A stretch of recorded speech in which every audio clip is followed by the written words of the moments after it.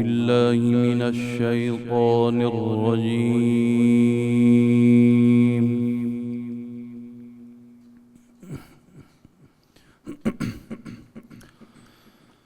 بسم الله الرحمن الرحيم.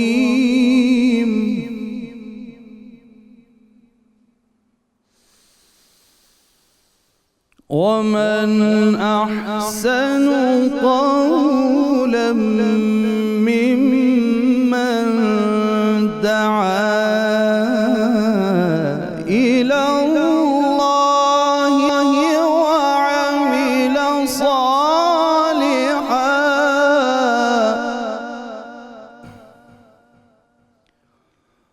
وقال إنني من المسلمين.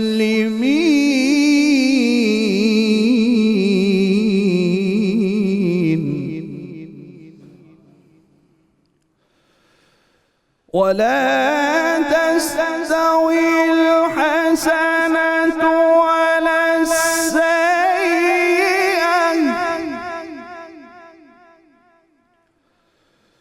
ادفع بالتي هي أحسن فإذا الذي بينك وبينه عداوة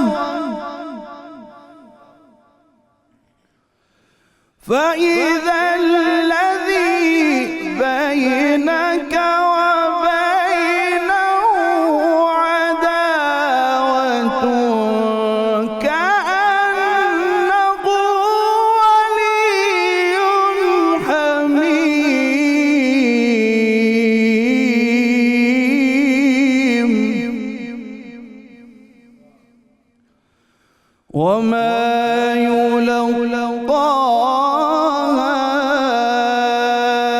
إلا الذين صبروا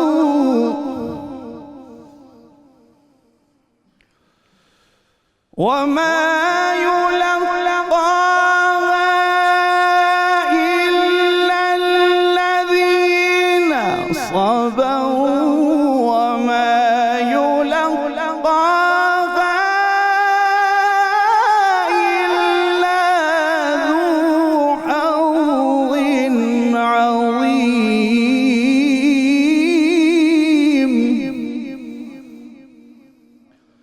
وإما ينزغنك من الشيطان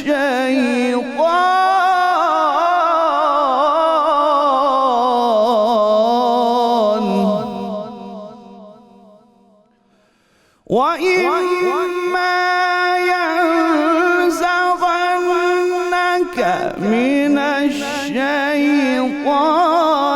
نزغ فاستعذ بالله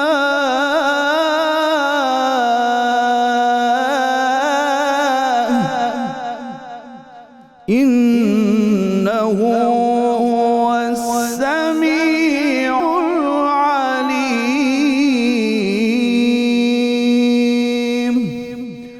صدق الله العلي العظيم. جزاک اللہ خیرہ جناب قاری محمد غضنفر علی نعیمی، اللہ تعالیٰ آپ کو جزائے خیر دے، بہت ممنون۔ اعوذ باللہ من الشیطان الرجیم، بسم اللہ الرحمن الرحیم۔ ناظرین مکرم السلام علیکم۔ 92 نیوز چینل کی سحر ٹرانسمیشن رحمت رمضان میں آپ کا میزبان غلام معین الدین نظامی اپنے ساتھیوں سمیت حاضر خدمت ہے۔ میرے ساتھ کو ہوسٹ کے طور پر ڈاکٹر طاہر حمید تنولی تشریف رکھتے ہیں۔ ہمارا آج کا موضوع سیدنا امام حسین علیہ السلام کے خطوط اور خطبات ہے۔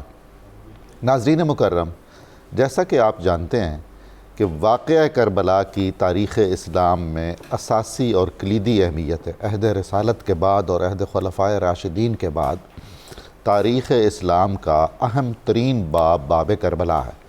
اگرچہ اس باب میں اذیتیں ہیں، تکلیفیں ہیں، مصیبتیں ہیں اور بڑی بڑی آزمائشیں ہیں اور ابتلائیں ہیں جن کا ذکر کرنے پر بھی دل خون کے آنسو روتا ہے، لیکن ہماری تاریخ کا حصہ ہے۔ اور اگر یہ تحریک نہ ہوتی تو معلوم نہیں آج اسلام کی کیا صورتحال ہوتی۔ حضرت امام حسین علیہ السلام نے جب قیام کیا، یعنی آپ نے موجودہ نظام حکومت کے خلاف علم بغاوت بلند کیا، بغاوت کا لفظ تو نہیں کہنا چاہیے، عرف عام میں آپ نے بیعت سے انکار فرمایا شرعی وجوہات کی بنیاد پر، ازروع شریعت آپ نے خود کو اس سے بری الذمہ قرار دیا۔ تو اس دوران جب آپ مدینہ منورہ سے چلے ہیں، مکہ مکرمہ تشریف لائے ہیں اور پھر کربلا تک کا جو سفر فرمایا ہے، اس دوران آپ نے متعدد خطوط لکھے مختلف لوگوں کو، اور جا بجا آپ نے خطبات دیے، اور خاص طور پر میدان کربلا میں تو جو خطبات دیے ہیں وہ رہتی دنیا تک زندہ رہنے کے قابل ہیں۔ ان خطوط کا اور ان خطبات کا مطالعہ ہم 5 جہتوں سے اگر کریں تو ہمارے لیے بہت مفید ہوگا۔ سب سے پہلے تو ان کی ایک تاریخی اہمیت ہے، یعنی باب کربلا مکمل ہی نہیں ہو سکتا، اس کی تفہیم اور اس کے مقاصد سے آگاہی کما حقہ ہو ہی نہیں سکتی اگر ہم خود حضرت امام پاک کے دست اقدس کے لکھے ہوئے ان خطوں کا مطالعہ نہ کریں اور آپ کے خطبات سے استفادہ نہ کریں۔ دوسرا مرحلہ جو ان خطوں اور ان خطبات کی اہمیت کو بہت نمایاں کرتا ہے، بہت اجاگر کرتا ہے، وہ ہے شخصی پہلو۔ حضرت امام حسین علیہ السلام کی شخصیت، جس کی وجاہت، عزت، عظمت، حرمت پر قربان جائیں، وہ پوری کی پوری اپنے ان خطوں میں اور اپنے ان خطبات میں موجود ہے۔ پتہ چلتا ہے کہ آپ کے اخلاص کا کیا عالم تھا، آپ کی کمٹمنٹ کیسی تھی، رضائے الہی کو آپ کتنی اہمیت دیتے تھے، امر بالمعروف اور نہی عن المنکر آپ کی نظر میں کتنا غیر معمولی اہم تھا، اور احیاء سنت رسول کی کیا قدر و منزلت تھی آپ کے لیے، جس پر آپ نے جان قربان کی، اپنا پورا خاندان قربان کر دیا۔ اس کے بعد ان خطوں کو اور ان خطبات کو اس تناظر میں دیکھنا چاہیے کہ ان میں دینی اور روحانی نکات کیا ہیں۔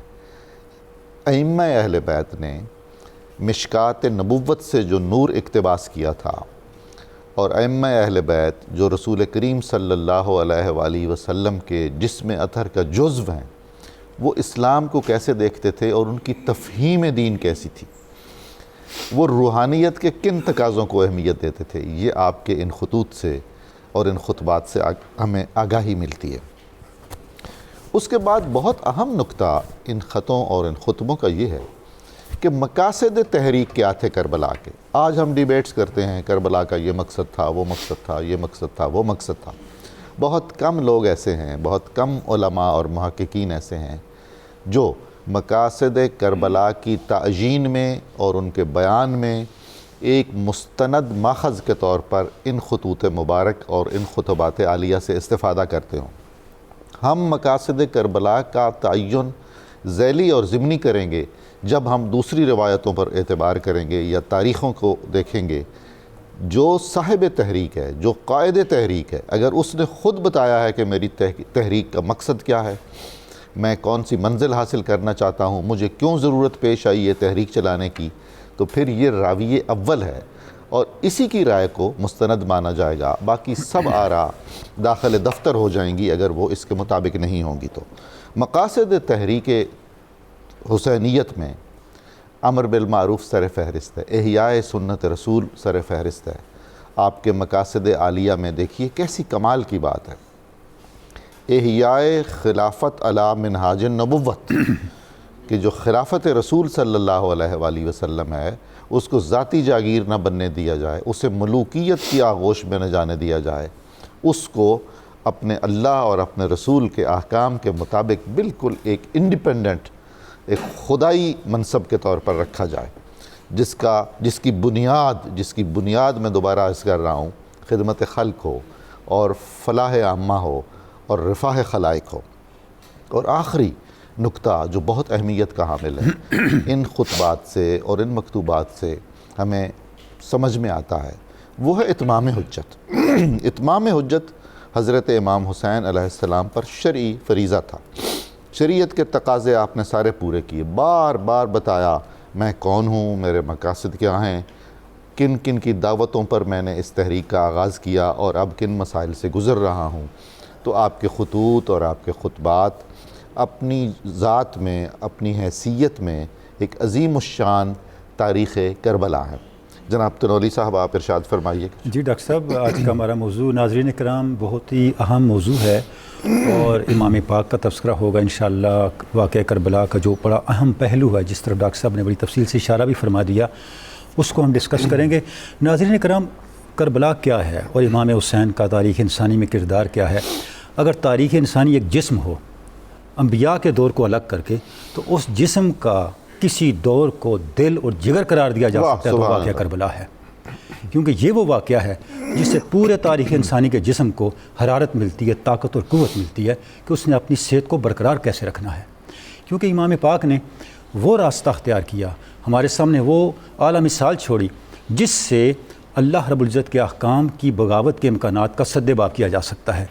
جیسے علامہ نے فرمایا تھا، تا قیامت قطع استبداد کرد موج خون او چمن ایجاد کرد کہ امام پاک نے کیا کیا؟ قیامت تک کے لیے جو ظلم اور ستم اور استبداد کا نظام تھا اس کی جڑوں کو کھیر دیا، اور آپ کے بہنے والے خون نے ایک ایسے چمن کو آباد کیا جو حق کی خوشبو دینے والا چمن ہے۔ غیر حق در خاک و ہو غلطیدہ است، پس بنا الہ الہ گردیدہ است۔ اللہ کے لیے آپ نے اس کربلا کے صحرا کو اپنے خون سے تر کیا، اور اس طرح لا الہ الا اللہ کی بنیاد بن گئے۔ رمز قرآن از حسین آموختیم سبحان ز آتش او شعلہ ہا اندوختیم۔ ہم نے قرآن مجید کے اسرار کو حسین سے سمجھا۔ سبحان ہمارا ایمان ایک جو بجھتی ہوئی چنگاری ہے، اس کو اگر ہم نے شعلہ بنایا تو حسین سے زندگی لے کے شعلہ بنایا۔ ناظرین کرام، جو آج کا موضوع ہے امام پاک کے خطوط اور امام پاک کے خطبات، ان کو اگر آپ جو واقعہ کربلا کے تناظر میں دیکھیں تو پورا جو حادثہ کربلا ہے، امام پاک کے خطوط اور امام پاک کے خطبات حادثہ کربلا کی تحریک بھی ہیں اور تاریخ بھی ہیں۔ کیونکہ اس میں ہمیں کیا ملتا ہے؟ یزیدیت اور اس کے نظام سے پیدا ہونے والے فتنوں کا ذکر ملتا ہے۔ یزیدیت اور اس کے نظام کے خلاف جد و جہد کے لیے بلانے والوں پر آپ کی لبیک ملتی ہے، اور پھر بلانے والوں کی بے وفائیوں اور عہد شکنیوں کی داستان اور تفسیر بھی ملتی ہے، اور اس کے ساتھ ہمیں قیامت تک کے لیے یہ لایا عمل بھی ملتا ہے کہ جب بغاوت کا ایسا ماحول اللہ اور اس کے رسول کے نظام اور احکام کے خلاف بپا ہو جائے تو پھر ہمارا طریقہ کار اور ہمارا لائے عمل کیا ہونا چاہیے، اور پھر اس کے اوپر استقامت ہم نے کیسے اختیار کرنی ہے۔ یہ بھی امام پاک کی جو سوانح ہے اور زندگی ہے اس سے ہمیں ملتا ہے۔ شوکت شام و فر بغداد رفت، سلطنت غرناطہ حمز یاد رفت، تار ما از زخمہ اش لرزاں ہنوز، تازہ از تکبیر او ایمان ہنوز۔ ساری سطوتیں اور ساری شوکتیں ہماری چلی گئیں۔ واحد چیز جس نے ہمارے ایمان کو تازہ رکھا ہوا ہے، جس نے ہمارے سر کو بلند رکھا ہوا ہے، جس نے ہمارے اندر شعلہ حق کو بجھنے نہیں دیا، وہ امام پاک کی تکبیر ہے جو آپ نے کربلا کے میدان میں یزیدیت کے خلاف بلند کی تھی۔ سبحان اللہ، سبحان اللہ۔ ناظرین مکرم، ہمارے ساتھ جو معزز مہمان تشریف فرما ہے میں ان کا تعارف کرواتا چلوں۔ محترم ڈاکٹر شبیر احمد جامی صاحب، آپ عالم بھی ہیں، عارف بھی ہیں، صاحب نظر بھی ہیں، حسن گفتار بھی مسلم ہے، آپ سارے جانتے اور پہچانتے ہیں۔ ہم ممنون ہیں کہ آپ تشریف لاتے ہیں اور ہمیں وقت عنایت کرتے ہیں۔ ہمارے دوسرے مہمان پروفیسر بشارت صدیق ہزاروی صاحب ہیں، اللہ تعالیٰ انہیں سلامت رکھے، ان کا مستقبل مزید تابناک ہو، روشن ہو۔ بہت عمدہ گفتگو فرماتے ہیں اور استدلال کے ساتھ، اور استحضار بھی ماشاءاللہ اللہ تعالیٰ نے عطا فرما رکھا ہے۔ اور ہمارے ساتھ ہم سب کے جانے پہچانے جناب شیر میاں داد خان قوال صاحب تشریف فرما ہے، ملک کے نامور قوال ہیں، صدارتی ایوارڈ یافتہ ہیں۔ ان کے ساتھی بھی ہمیں بہت اچھے لگتے ہیں، ان کی آپس میں کوارڈینیشن بہت زبردست ہے۔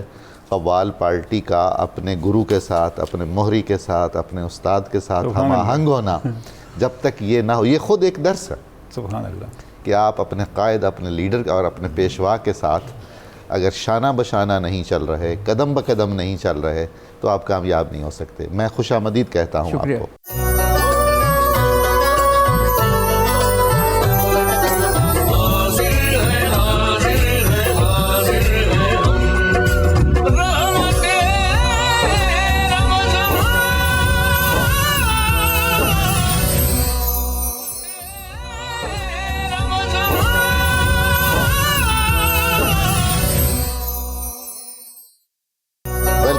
ناظرین، 92 نیوز چینل کی سحر ٹرانسمیشن رحمت رمضان میں آج ہم گفتگو کرنے کی سعادت حاصل کر رہے ہیں سیدنا امام حسین علیہ السلام کے مکتوبات، یعنی آپ کے خطوں اور آپ کے خطبات کی اہمیت پر۔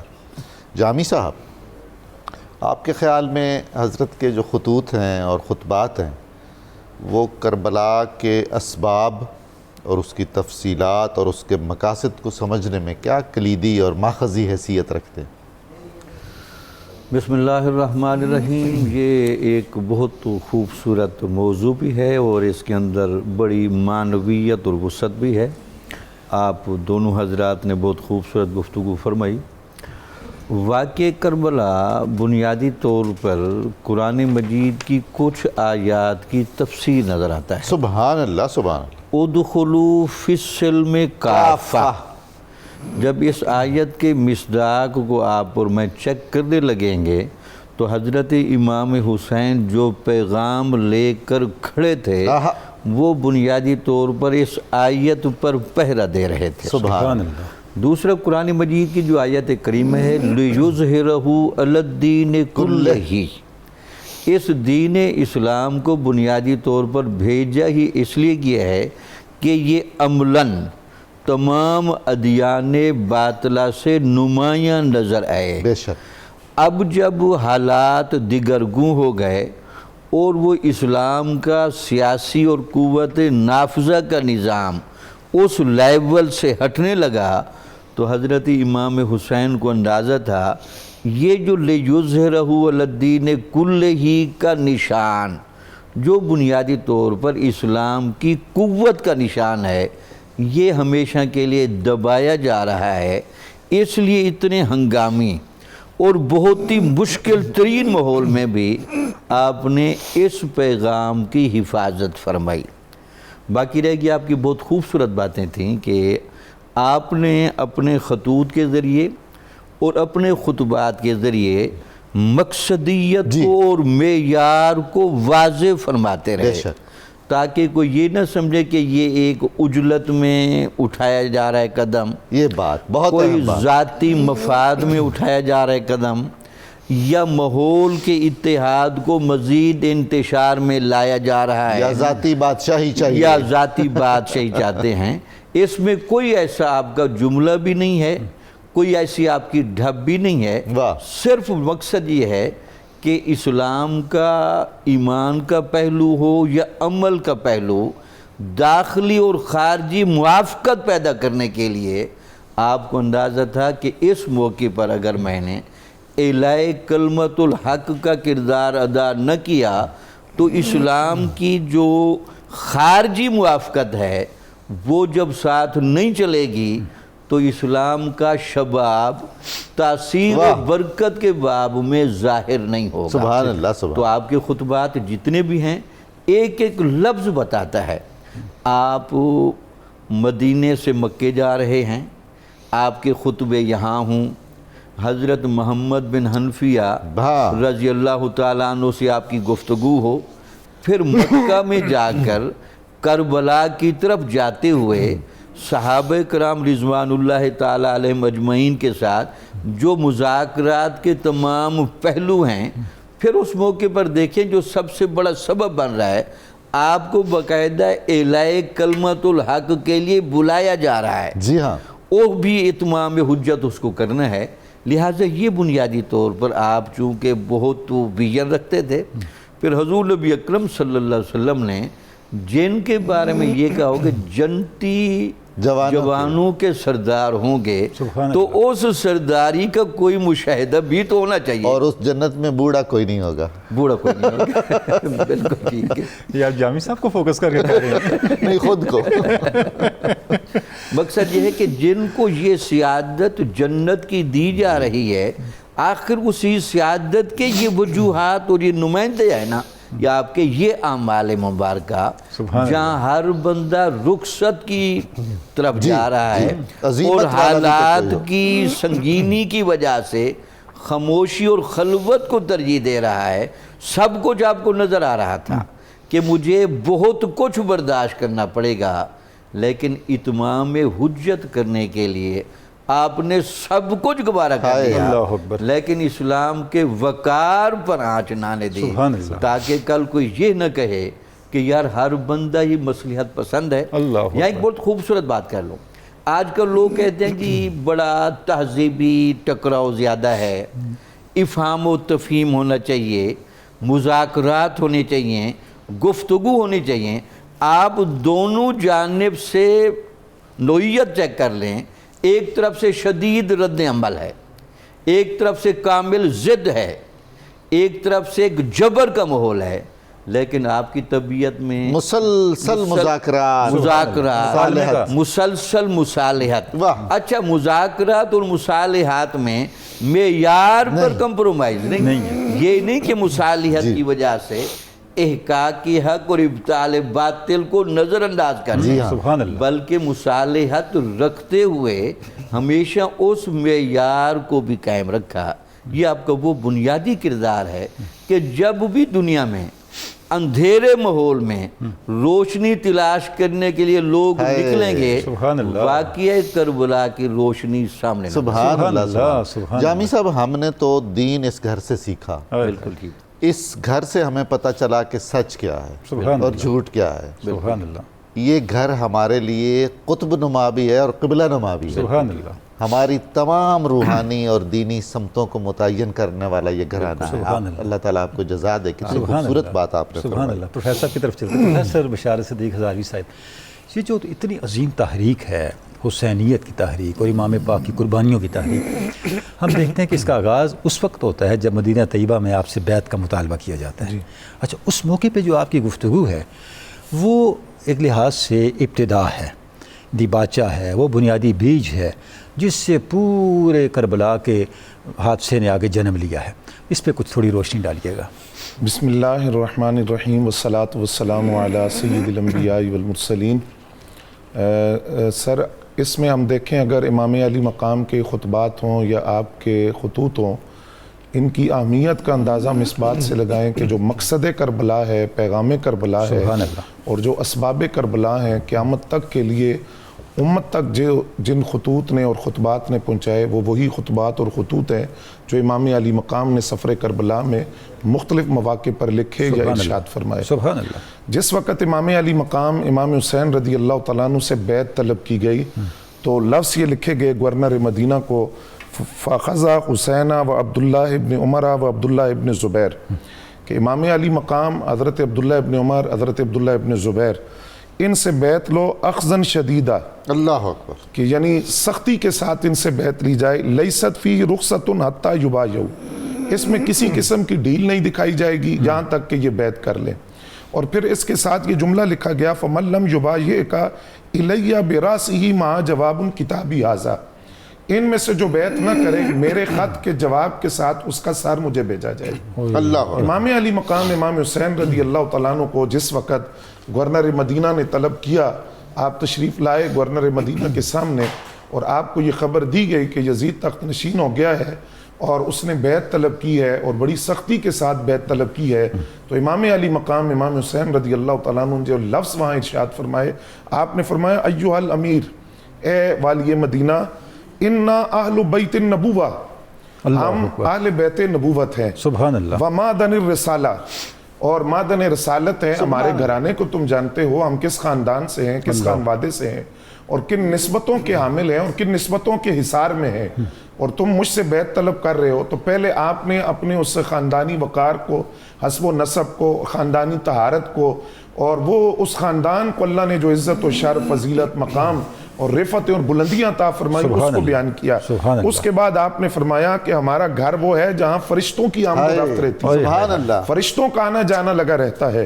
اس کے بعد آپ نے فرمایا وَيَزِيدُ ابْنُ الْمُعَاوِيَہ، جب آپ نے اپنا تعارف کروایا تو آپ نے فرمایا اب جس کے لیے تم بیعت طلب کر رہے ہو رجل فاسقن، وہ ایک فاسق آدمی ہے، باوجود اس کے کہ امام علی مقام اپنی بصیرت سے یہ جان چکے تھے کہ اس کا ریئیکشن کیا ہوگا، رد عمل کیا ہوگا، لیکن مولا حیدر کرار کے بیٹے تھے، کوئی خوف نہیں، میں جو خون تھا وہ جرت حیدری اور شجاعت حیدری نظر آ رہی تھی۔ تو آپ نے فرمایا کہ جس کے لیے تم بیعت طلب کر رہے ہو، ایک تو یہ کہ وہ فاسق آدمی ہے، دوسرا شارب الخمر، وہ شراب نوشی بھی کرتا ہے، قاتل النفس المحرمہ، اور وہ مولن فاسق ہے، قاتل ہے، اور پھر اس کے ساتھ وَمِثْلِي لَا يُبَايِعُ، ایسے شخص کی بیعت نہیں کی جا سکتی۔ سبحان اللہ۔ جس بندے کے اندر یہ رذائل ہوں، جس کے اندر یہ اخلاق مذمومہ جس کے ہوں، ایسے شخص کی بیعت نہیں کی جا سکتی۔ لہٰذا ایک طرف تو میری ذات کو دیکھو کہ میں کن نسبتوں کا حامل ہوں، میرا کردار کیا ہے، میں کس آغوش میں پلا ہوں، میں کس گھرانے میں پرورش پایا، اور دوسری طرف تم یزید کا کردار دیکھو جس کے لیے تم مجھ سے بیعت طلب کر رہے ہو۔ اچھا، اسی موقع پر آپ نے 3 باتیں امت کے سامنے واضح کر دی۔ فرمایا کہ میں ایسے حاکم کی بیعت کروں گا جس میں یہ 3 باتیں ہوں: العامل بالقرآن، وہ قرآن مجید پر عمل کرنے والا ہو، القائم بالقسط، عدل کا نظام قائم کرے، الحافظ لحدود اللہ، وہ حدود اللہ کی حفاظت کرنے والا ہو۔ تو تم بتاؤ کہ ان 3 باتوں میں سے کون سی بات ہے جو یزید میں پائی جاتی ہے؟ کیا وہ قرآن مجید پر عمل کرتا ہے، یا اس نے عدل و انصاف کا نظام قائم کیا، یا وہ حدود اللہ کی حفاظت کر رہا ہے؟ بلکہ وہ تو حدود اللہ کو پامال کر رہا ہے۔ تو یہ بات جب امام علی مقام نے اس وقت والی مدینہ کے سامنے کہی جس نے آپ سے بیعت طلب کی تھی، تو وہاں آپ کو مروان موجود تھا وہاں، تو مروان نے کہا کہ قرآن مجید کی آیت ہے، اے ایمان والو اللہ کی اطاعت کرو، اس کے رسول کی اطاعت کرو، وَأُولِي الْأَمْرِ مِنْكُمْ، تم میں سے جو حکمران بنائے جائیں ان کی فرما برداری کرو، اطاعت کرو۔ تو امام علی مقام امام حسین رضی اللہ تعالیٰ عنہ نے گویا اپنے اس کردار سے اور خطبے سے بتایا کہ تو قرآن اس کو سکھا رہا ہے کہ تم نے صرف قرآن پڑھا ہے، ہمارے گھر میں اترا ہے، ہمارے گھر میں قرآن اترا ہے، جتنی قرآن شناسی ہمیں ہے اور جتنا قرآن میں جانتا ہوں، اور میں اس باپ کا بیٹا ہوں کہ جنہوں نے اعلان کیا تھا کہ قرآن کی ہر آیت کے بارے میں مجھ سے پوچھو، رات کو اتری ہے یا دن کو اتری ہے، اور اس کا شان نزول کیا ہے، اور وہ کس پس منظر میں اتری ہے۔ تو فرمایا کہ میں قرآن زیادہ جانتا ہوں۔ امام علی مقام امام حسین رضی اللہ تعالیٰ عنہ کے سامنے جب قرآن کی آیت پیش کی گئی تو آپ نے فرمایا کہ تم نے صاحب قرآن کا وہ فرمان نہیں سنا، لا طاعۃ لمخلوق فی معصیت الخالق۔ یہ اس کی وضاحت بھی ہے کہ حاکم وقت کی اطاعت اس وقت تک ہوتی ہے جب وہ اللہ کی فرما برداری ہے کون، اس کی وضاحت بھی فرما حدود اللہ کو پامال نہ کر رہا ہو، عدل و انصاف کا نظام قائم کرے اور قرآن مجید پر عمل کرنے والا ہو۔ تم ایسے حاکم کی بیعت مجھ سے طلب کر رہے ہو جس میں یہ تینوں کوالٹیاں نہیں ہیں، اور یہ اللہ کریم نے جس اطاعت کا حکم دیا وہ اطاعت تب ہے کہ جب حاکم وقت اللہ کا فرما بردار ہو، ورنہ نبی علیہ السلام کا فرمان ہے کہ مخلوق کی اطاعت اس وقت لازم نہیں ہوتی جب وہ خالق کی معصیت میں مبتلا ہو، نافرمانی میں مبتلا ہو۔ تو یہ امام علی مقام امام حسین رضی اللہ تعالیٰ عنہ کے وہ الفاظ تھے، اور اس کے بعد آپ کے یہ لفظ بڑے قیمتی لفظ ہیں، اور یہ مقصد کربلا کو بھی، اور کربلا کی ابتدا یہیں سے ہو رہی ہے۔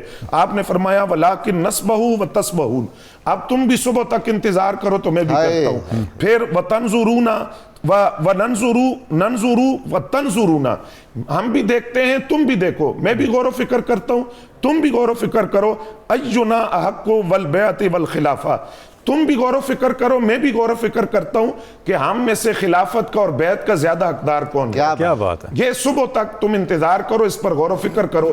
یہ جو جملہ تھا امام علی مقام نے اپنے پورا کنبہ کٹا کر اس جملے کی لاج رکھی کہ میں ایسے شخص کی بیعت نہیں کر سکتا جو خلافت کا حقدار نہیں ہے اور جو حکومت کا حقدار نہیں ہے، میں اپنے خاندان کا جو وقار ہے اس کو داغدار نہیں کر سکتا۔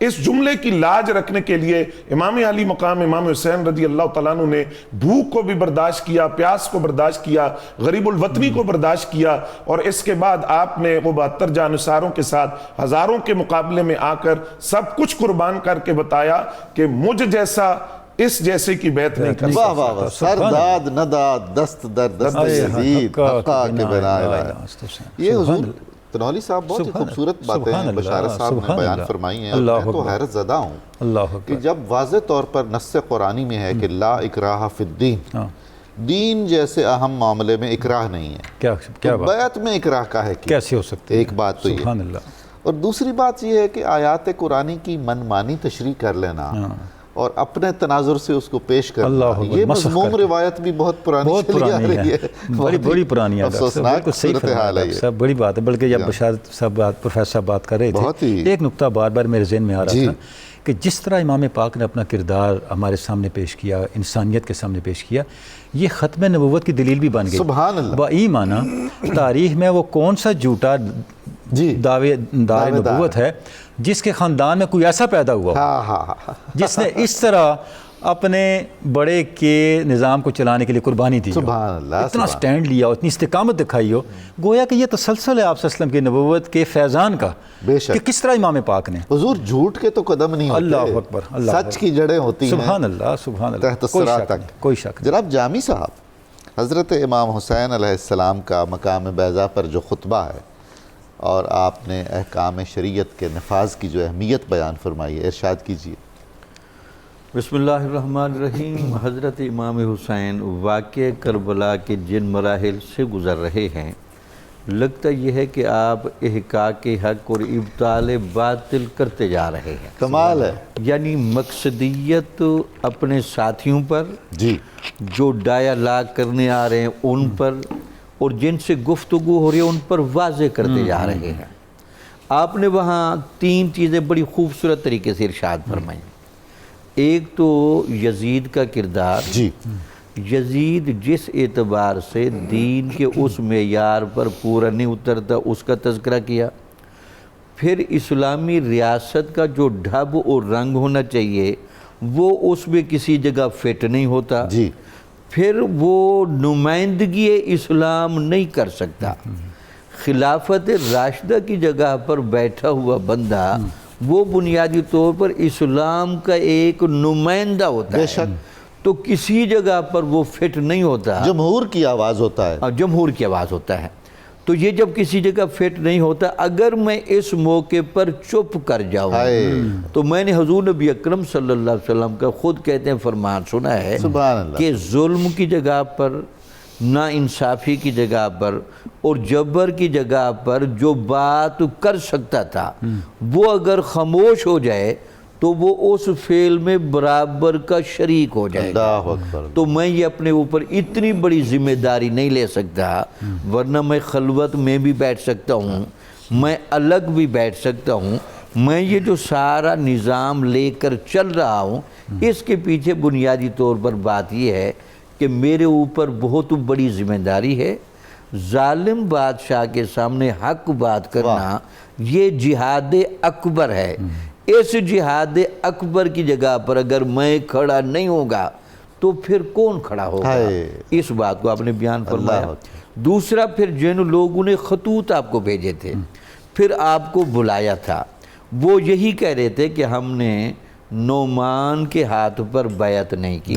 جو نمائندہ تھا، ہم اپنی جمعے اپنی عیدیں الگ پڑھ رہے ہیں، تو آپ تشریف لائیے، تو ہم آپ کا باقاعدہ انتظار کر رہے ہیں، چونکہ ہم جس دین کو مانتے اور سمجھتے ہیں اس کی قیادت کی کامل اہلیت آپ میں ہے، تو آپ ان سے بات کرتے ہیں۔ آپ کہتے ہیں کہ آپ کے خطوط کی وجہ سے میں آ تو ضرور رہا ہوں، لیکن ایک بات یاد رکھنا، میرے ساتھ بے وفائی نہ کرنا، مجھے نقصان میں نہ دھکیلنا، میرے لیے تکلیف کا باعث نہ بننا، چونکہ آپ کو پہلے بھی کچھ شواہد سے اندازہ تھا کہ یہ جو کوفہ کے لوگ ہیں یہ شروع میں تو ساتھ دیتے ہیں، جب ہنگامی حالات آ جائے تو پھر یہ کھسک جاتے ہیں۔ حیدر کرار نے دارالخلافہ بنایا تھا، اس گھر کو نہیں پتا کوفے کا تو کس کو سبحان پتا اللہ، ہے؟ بچپن آپ کو گزرا، جوانی گزری وہاں، بلکہ اب تو ضرب المثل بھی بن گئے، کوفی لا یوفی، یعنی کوفہ میں وفا نہیں ہوتی، لیکن پھر بھی دیکھیں آپ کا حوصلہ، آپ کی ہمت، اس کے باوجود اجازت ہو تو ایک بات عرض کروں، ہم بالعموم جب ضرب المثل بناتے ہیں نا تو وہ ایک عمومی طور پر بناتے ہیں۔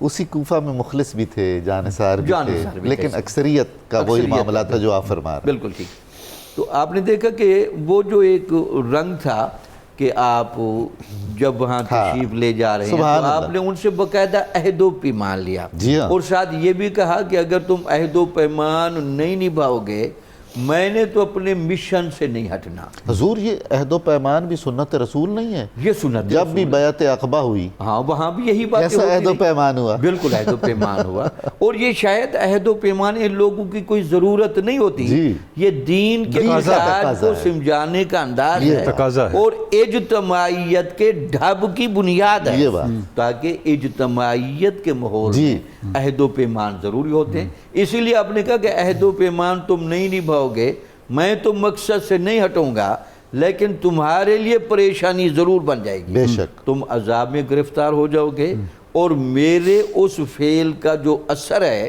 وہ تم پر بھی پڑے گا۔ بالکل صحیح کیا بات۔ حضور آپ نے جو بہت ہی خوبصورت بات ارشاد فرمائی ہے، وہ 150 سے زائد خطوط تھے جو آپ کو لکھے گئے حضرت امام حسین کو، اور بعض خطوط ایسے تھے کہ کئی افراد کے اس پر دستخط تھے، بالکل ٹھیک ہے، اور وہ دستخط کرنے والے جانے پہچانے افراد تھے۔ ٹھیک ہے، درست ہو گیا؟ بالکل ٹھیک۔ یہ ایک طرح سے تحریری عہد و پیمان ہے۔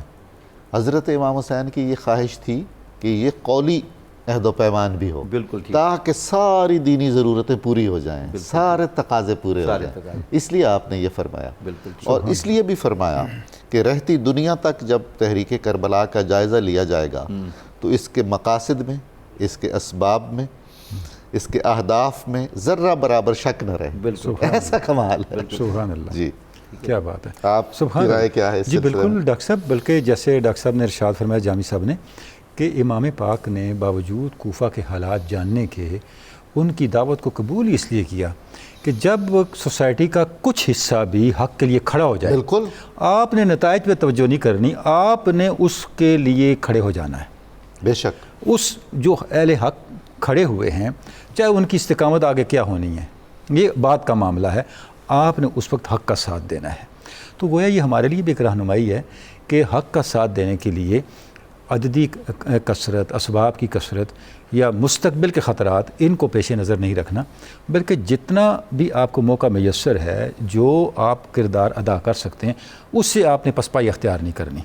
تو حسینی اسوہ اتنا جامع ہے کہ ہمیں فتنوں کے دور کے اندر، مسائل کے دور کے اندر پوری رہنمائی دیتا ہے کہ ہم نے کس طرح سے آگے حق کو لے کے چلنا حضور ہے۔ تنولی صاحب، جب خاندان رسالت کے سردار اور ایک اپنے عہد کے ذمہ دار ترین فرد کو امت کے معتبر ترین افراد یہ کہیں کہ امت انتشار کا شکار ہے، آپ اس ڈوبتی ہوئی کشتی کو بچا سکتے بچائیں، ہیں، تو اس پر شرعی فریضہ نہیں بن جاتا؟ بلا شبہ، بلا شبہ، وہ بھی وہ ہستی۔ جی، سبحان اللہ۔ ہم گفتگو جاری رکھیں گے انشاءاللہ۔ ناظرین کرام، آپ ہمارے ساتھ رہیے گا، ہمیں مختصر سا وقفہ لینا ہے، دوبارہ جلد حاضر خدمت ہوتے ہیں۔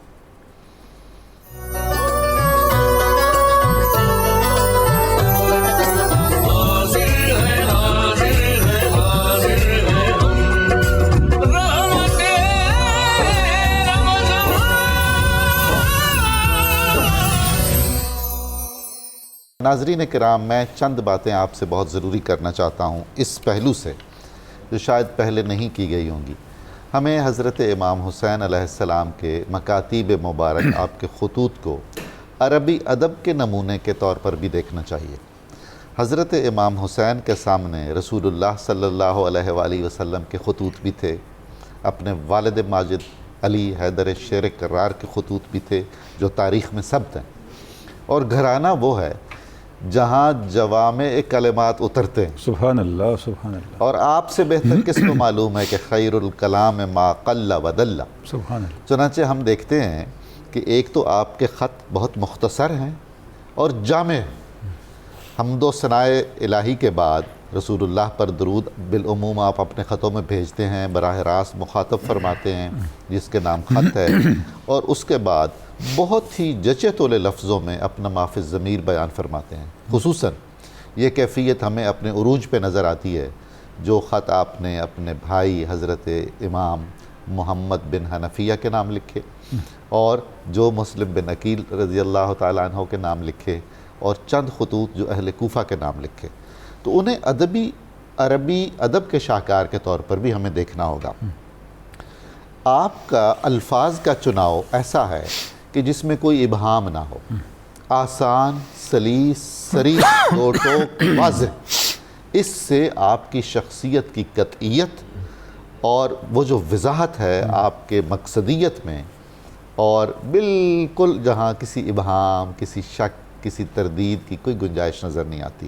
اور ایک بات ناظرین آپ بہت توجہ سے سنیے، میرا فرض ہے کہ میں اس پیغام میں آپ سب کو شریک کروں۔ رمضان المبارک میں اگر ہم میں سے کسی کی کوئی حاجت ہے، جائز حاجت ہے، تو ہم حضرت امام حسین علیہ السلام کا کوئی ایک خط یا آپ کا کوئی ایک خطبہ کتابوں سے تلاش کر کے، انٹرنیٹ سے تلاش کر کے، باوضو ہو کر، قبلہ رو ہو کر اپنے ہاتھ سے لکھیں، ممکن ہو تو اس کا اردو ترجمہ بھی لکھیں، اور لکھ کر اپنے پاس رکھ لیں، اور یہ نیت کریں کہ یا الہ العالمین ہماری یہ حاجت پوری فرما، تو مجھے پورا یقین کامل ہے کہ وہ حاجت روا ہوگی۔ اور یہ ان اشخاص کے لیے بھی بہت مجرب ہے یہ عمل جو تذبذب میں رہتے ہیں، جو غیر مستحکم مزاج کے حامل ہیں، اور غیر مستحکم مزاج ایک ڈپریشن کی طرف بھی دھکیلتا ہے نا، یا وہ لوگ جو فیصلہ نہیں کر پاتے، ان کے لیے بھی یہ بہت مفید ہے۔ جناب تنولی صاحب۔ ماشاءاللہ ڈاکٹر صاحب، بالکل آپ نے درست فرمایا، اور یہی صورتحال خطبات کی بھی ہے کہ جب آپ نے سفر شروع کیا تو کربلا پہنچتے بلکہ پروفیسر صاحب کی طرف بھی میں آؤں گا، پروفیسر بشارت صدیق ہزاروی صاحب کی طرف بھی، کہ جب ہم دیکھتے ہیں کہ امام پاک کا جو سفر ہے، کربلا پہنچتے کم و بیش 8-9 خطبات آپ نے دیے ہیں۔ جیسے ڈاکٹر صاحب ارشاد فرما رہے ہیں، ان خطبات میں ایک تسلسل ہے آپ کے موقف کا، اور اس کے اندر اتنی استقامت ہے، اتنا تیقن ہے۔ یہ نہیں ہے کہ یہ کوئی سیاسی سفر ہے، کبھی کچھ موقف کبھی کچھ موقف، ایک ہی موقف ہے، اس موقف کی توضیح ہو رہی ہے، اس میں تبدیلی نہیں ہو رہی۔ تو کیا بات ہے پروفیسر صاحب، یہ جو آپ کے 7-8 خطبات کا پس منظر ہے، اس کو پیش نظر رکھتے ہوئے، اور خصوصاً جو یوم عاشور پہ آپ نے، یوم عاشور پہ 2 بڑے خطبے ہیں، جو پہلا خطبہ دیا ہے، تو ان چیزوں سارے پہلوؤں کے حوالے سے آپ کچھ ارشاد فرمائیں۔ سر، جو یوم عاشور ہے یا شب عاشور ہے، جی جی، یہ یعنی وہ رات ہے یا وہ لمحات ہیں، یعنی اس سے سخت رات یا سخت دن پوری کربلا کی تاریخ میں نہیں ہے۔ سبحان اللہ، سچ ہے۔ اور جس میں بالکل کربلا کا جو منظرنامہ تھا وہ بالکل واضح ہو چکا تھا، کچھ شہادتیں ہو چکی اور کچھ نظر آ رہا تھا کہ کل یہ شہادتیں ہو جائیں گی۔ ایک جدائی کی اور گھڑیاں بھی تھی، فراق کے لمحات بھی تھے، اور پتہ تھا کہ کل آگے کیا ہوگا، لیکن اس کے باوجود امام علی مقام امام حسین رضی اللہ تعالیٰ عنہ کا جو خطبہ ہے، اس خطبے کو 2 اہم حیثیتوں سے دیکھیں گے۔ ایک تو اس کی فصاحت و بلاغت، جس نثار نے ابھی فرمایا کہ یہ اس نانا کے شہزادے ہیں جن کے لیے اعلیٰ حضرت فرماتے ہیں تیرے آگے یوں ہیں دبے لچے، فصحاء عرب کے بڑے بڑے، نہ جانے منہ میں زبان ہی نہیں بلکہ جسم میں جان نہیں۔ تو آقا کریم صلی اللہ علیہ وآلہ وسلم کی اس فصاحت و بلاغت کا جو ایک تسلسل امام علی مقام کی ذات میں، وہ اس خطبے میں، اور پھر اس خطبے کا ایک ایک لفظ اس سے آپ کی جرت کا، اطمینان کا اور سکون قلبی کا اور دلیری کا اظہار ہو رہا ہے۔ آپ نے جو خطبہ دیا اس میں آپ نے فرمایا اسنی علی اللہ احسن الثناء و احمدہ، میں اللہ تعالیٰ کی تعریف کرتا ہوں، بہترین تعریف کرتا ہوں، السرائے والضرائے، جو خوشی اور غمی میں اس کی تعریف کی جاتی ہے وہ تعریف کرتا ہوں۔ انی احمدک علی، میں اس بات پر اللہ کی تعریف کرتا ہوں، ان اکرمتنا آل نبوتہ، کہ اس نے اپنے نبی کی ہمیں اولاد بنایا، ہم آل نبی ہیں، اولاد رسول ہیں، اس پر میں اللہ تعالیٰ کی تعریف کرتا ہوں۔ وعلمتنا القرآن، اور اس بات پر اللہ کا شکر ادا کرتا ہوں کہ اس نے ہمیں قرآن سکھایا، کیا شان ہے، اور ففہمنا، اور قرآن مجید کی فہم ہمیں عطا فرمائی، قرآن شناسی ہمیں دی ہے، اور اس کے بعد آپ نے فرمایا کہ دین کی سمجھ اللہ کریم نے ہمیں عطا فرمائی۔ اب یہاں رک کر ہم یہ دیکھتے ہیں کہ یہ جو آپ کے لفظ ہیں کہ اللہ نے ہمیں آل نبوت کا اعزاز بخشا، یہ مستدرک کی اس روایت کی طرف بھی اشارہ ہے کہ جب نبی علیہ السلام نے نماز عصر پڑھا کر دونوں شہزادوں کو کندھوں پہ اٹھا کر صحابہ سے فرمایا تھا کہ تم جانتے ہو یہ کون ہے، اس کے بعد خود نبی علیہ السلام نے تعارف کروایا تھا، اور وہ ایک بڑی تفصیلی حدیث ہے جس میں سرکار نے فرمایا تمہیں پتہ ہے ان کے نانا کون ہے، نانی کون ہے، اماں کون ہے، بابا کون ہے، خالائیں کون ہے، ماموں کون ہے، چچا کون ہے، اور پھپھی کون ہے، اور پھر وہ تفصیلی تعارف کروانے کے بعد نبی علیہ السلام نے اس خاندان کا مقام بھی بیان کیا کہ یہ سارے جنتی ہیں، وَمَن يُحِبُّهُمَا فِي الْجَنَّةِ، اور جو ان سے محبت کرے وہ بھی جنتی ہے۔ تو اس کی طرف آپ نے اپنی اس نسبت کی طرف اشارہ کیا۔ اس کے بعد آپ نے فرمایا کہ وَجَعَلَتْ أَسْمَاءً وَأَبْصَارًا وَأَفْئِدَةً، اس شکر ہے اس ذات کا جس نے ہماری سماعتوں کو، ہماری بصیرت کو، ہمارے دل کو حق پر قائم رکھا، سبحان اللہ، حق پر قائم ہے، فَجَعَلْنَا مِنَ الشَّاكِرِينَ، اور اللہ کی ذات کا شکر ہے جس نے ہمیں شکر کرنے والوں میں سے بنایا۔ اس کے بعد فرمایا اما بعد، حمد و ثنا کے بعد فإنی أعلم أصحابا، آپ نے فرمایا میں اپنے ساتھیوں کو بہت اچھی طرح جانتا ہوں، یہ سارے باوفا ہیں جو میرے ساتھ چل کر آئے ہیں، میں ان کی وفاؤں کو جانتا ہوں، میں ان کی صداقتوں کو جانتا ہوں جو میرے ساتھ آئے ہیں۔ فجزاکم اللہ خیرا، فرمایا اللہ تمہیں بہترین جزا دے۔ فرمایا میرا گمان یہ ہے کہ جنگ ہو کر رہے گی، امام علی مقام کے یہ لفظ۔ اس کے بعد آپ نے فرمایا قد آذنت لکم انطلقوا جمیعا، میں تمہیں اجازت دیتا ہوں تم سارے چلے جاؤ۔ तुम सब वापस चले जाओ और रात की इस तारीकी में चले जाओ, मेरी तरफ से तुम पर कोई उज़र नहीं होगा, कोई गिला नहीं होगा। और रात की इस तारीकी में किस तरह जाओ, ला याखुज़ कुल्ला रजुलिन मिनकुम बियदी रजुलिन मिन अहली बैती, मेरे खानदान में से तुम में से एक एक आदमी मेरे खानदान के एक एक फर्द का हाथ पकड़े और वापस चला जाए, मैं उससे कोई गिला नहीं करूंगा, कोई शिकवा नहीं करूंगा। अब ये वो लफ्ज़ वो हैं कि जो आज अगर कोई बंदा कहे कि इमाम अली मकाम ने निहत्ते लोग लाकर जिनके पास असला नहीं था, हथियार नहीं थे, अफरादी कुव्वत नहीं थी, खाना नहीं था, तो उनको मौत की भीड़ चढ़ा दिया, तो ये उसका जवाब है कि आप शब आशूर के अंदर के जब बिल्कुल मंजर वाजे है और आप जानते हैं कि आगे क्या होगा और आने वाली रात कैसी दर्दनाक रात होगी, आप अपने साथियों से फरमा रहे हैं कि तुम वापस जाना चाहते हो, चले जाओ, मेरे खानदान में से एक एक का हाथ पकड़ लो, मैं तुमसे कोई उज़र नहीं करूंगा। बशार साहब अगर आप इजाज़त दें तो 2 कॉलर्स हैं, हम ले लें, फिर आपकी बात जारी रहेगी।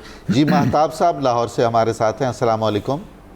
जी वालेकुम सलाम। मेरे 2 क्वेश्चन हैं सलाम। जी एक तो ये है, क्या मैं अपने दोस्त के नाम पे फिदिया दे सकता हूँ अगरचे वो साहिब इस्तात भी हों? एंड सेकंड क्वेश्चन है इसके, क्या मैं अपने दोस्त के वालिदैन के नाम से सदका जारिया भी दे सकता हूँ? जी ठीक है, मैं अर्ज़ करूँगा उलमा से पूछ के। अलादिता साहब लाहौर से हमारे साथ हैं। जी अस्सलाम वालेकुम जी। वालेकुम अस्सलाम जनाब। निज़ामी साहब कैसे हैं आप? अल्लाह का करम, बिल्कुल खैरियत, आप सुनाइए।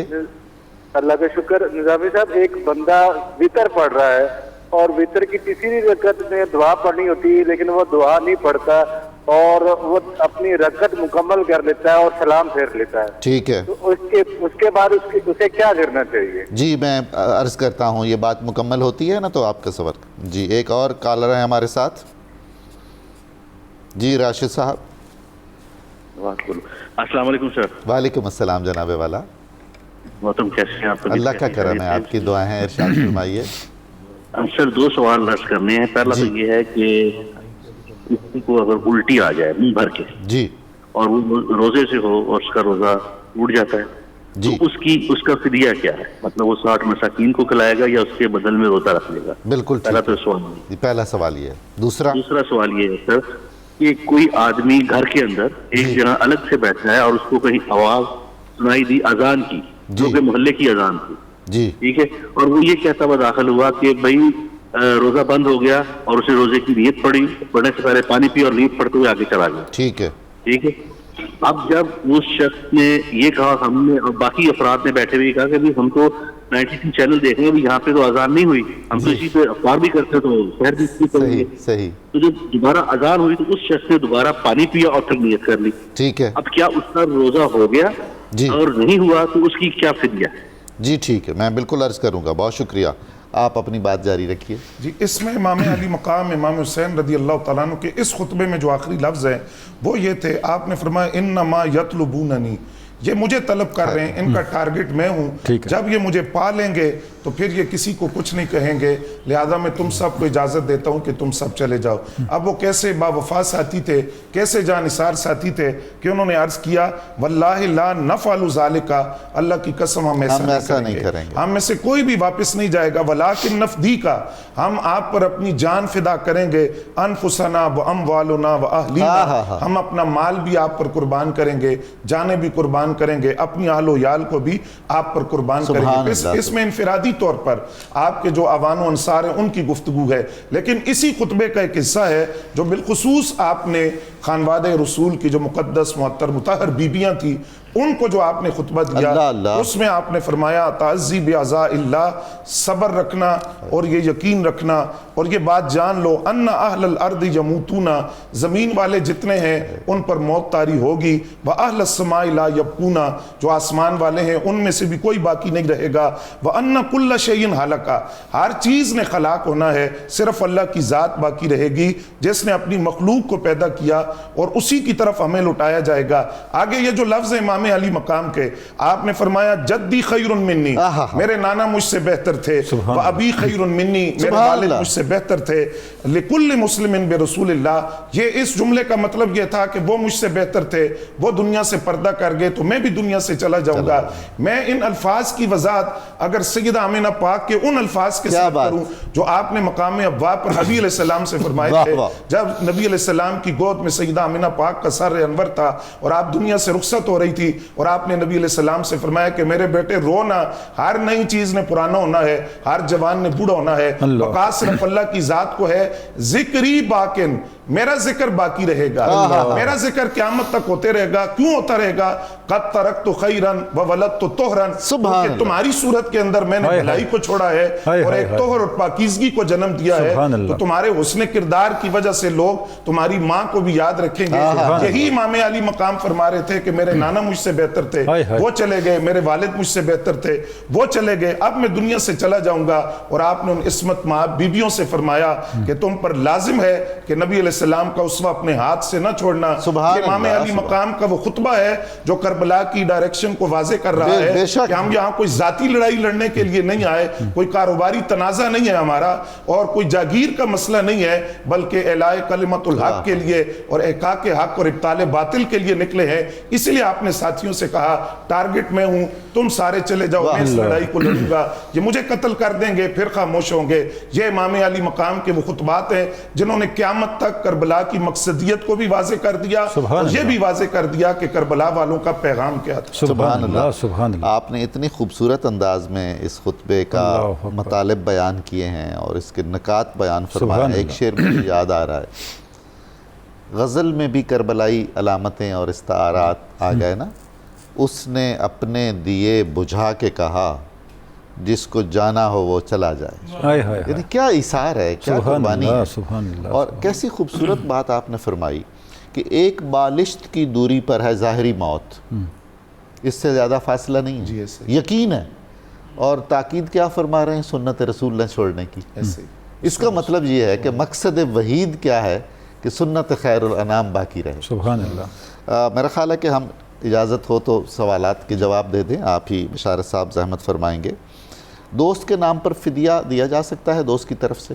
جی فدیہ اگر وہ صاحب نصاب ہیں تو ان پہ واجب ہے، جی، لیکن یہ اگر ان کی طرف سے ادا کرنا چاہتے ہیں تو اجازت لے کر اس کی اجازت لے کر کر سکتے ہیں۔ اسی طرح دوست کے والدین کے نام پر صدقہ جاریہ بھی بالکل کر سکتے ہیں، کوئی اس میں معنی نہیں ہے۔ جی اچھا جناب، وطر کی دعا بھول گئی اور سلام پھیر لیا تو اب کیا کیا جائے؟ جی قنوت جو ہے وہ واجب ہے، قنوت واجب ہے؟ جی واجب ہے، اگر وہ رہ جائے تو سجدہ صاحب واجب ہوتا ہے، سجدہ صاحب سجدہ صاحب کریں، اگر سجدہ صاحب نہیں کر سکے تو وطر دوبارہ پڑھیں گے۔ پھر اگر سجدہ صاحب بھی نہیں کیا تو وطر دوبارہ پڑھیں۔ جی دو کالر اور ہیں، وہ بھی سجاد صاحب۔ جی آزاد کشمیر سے سجاد صاحب جناب۔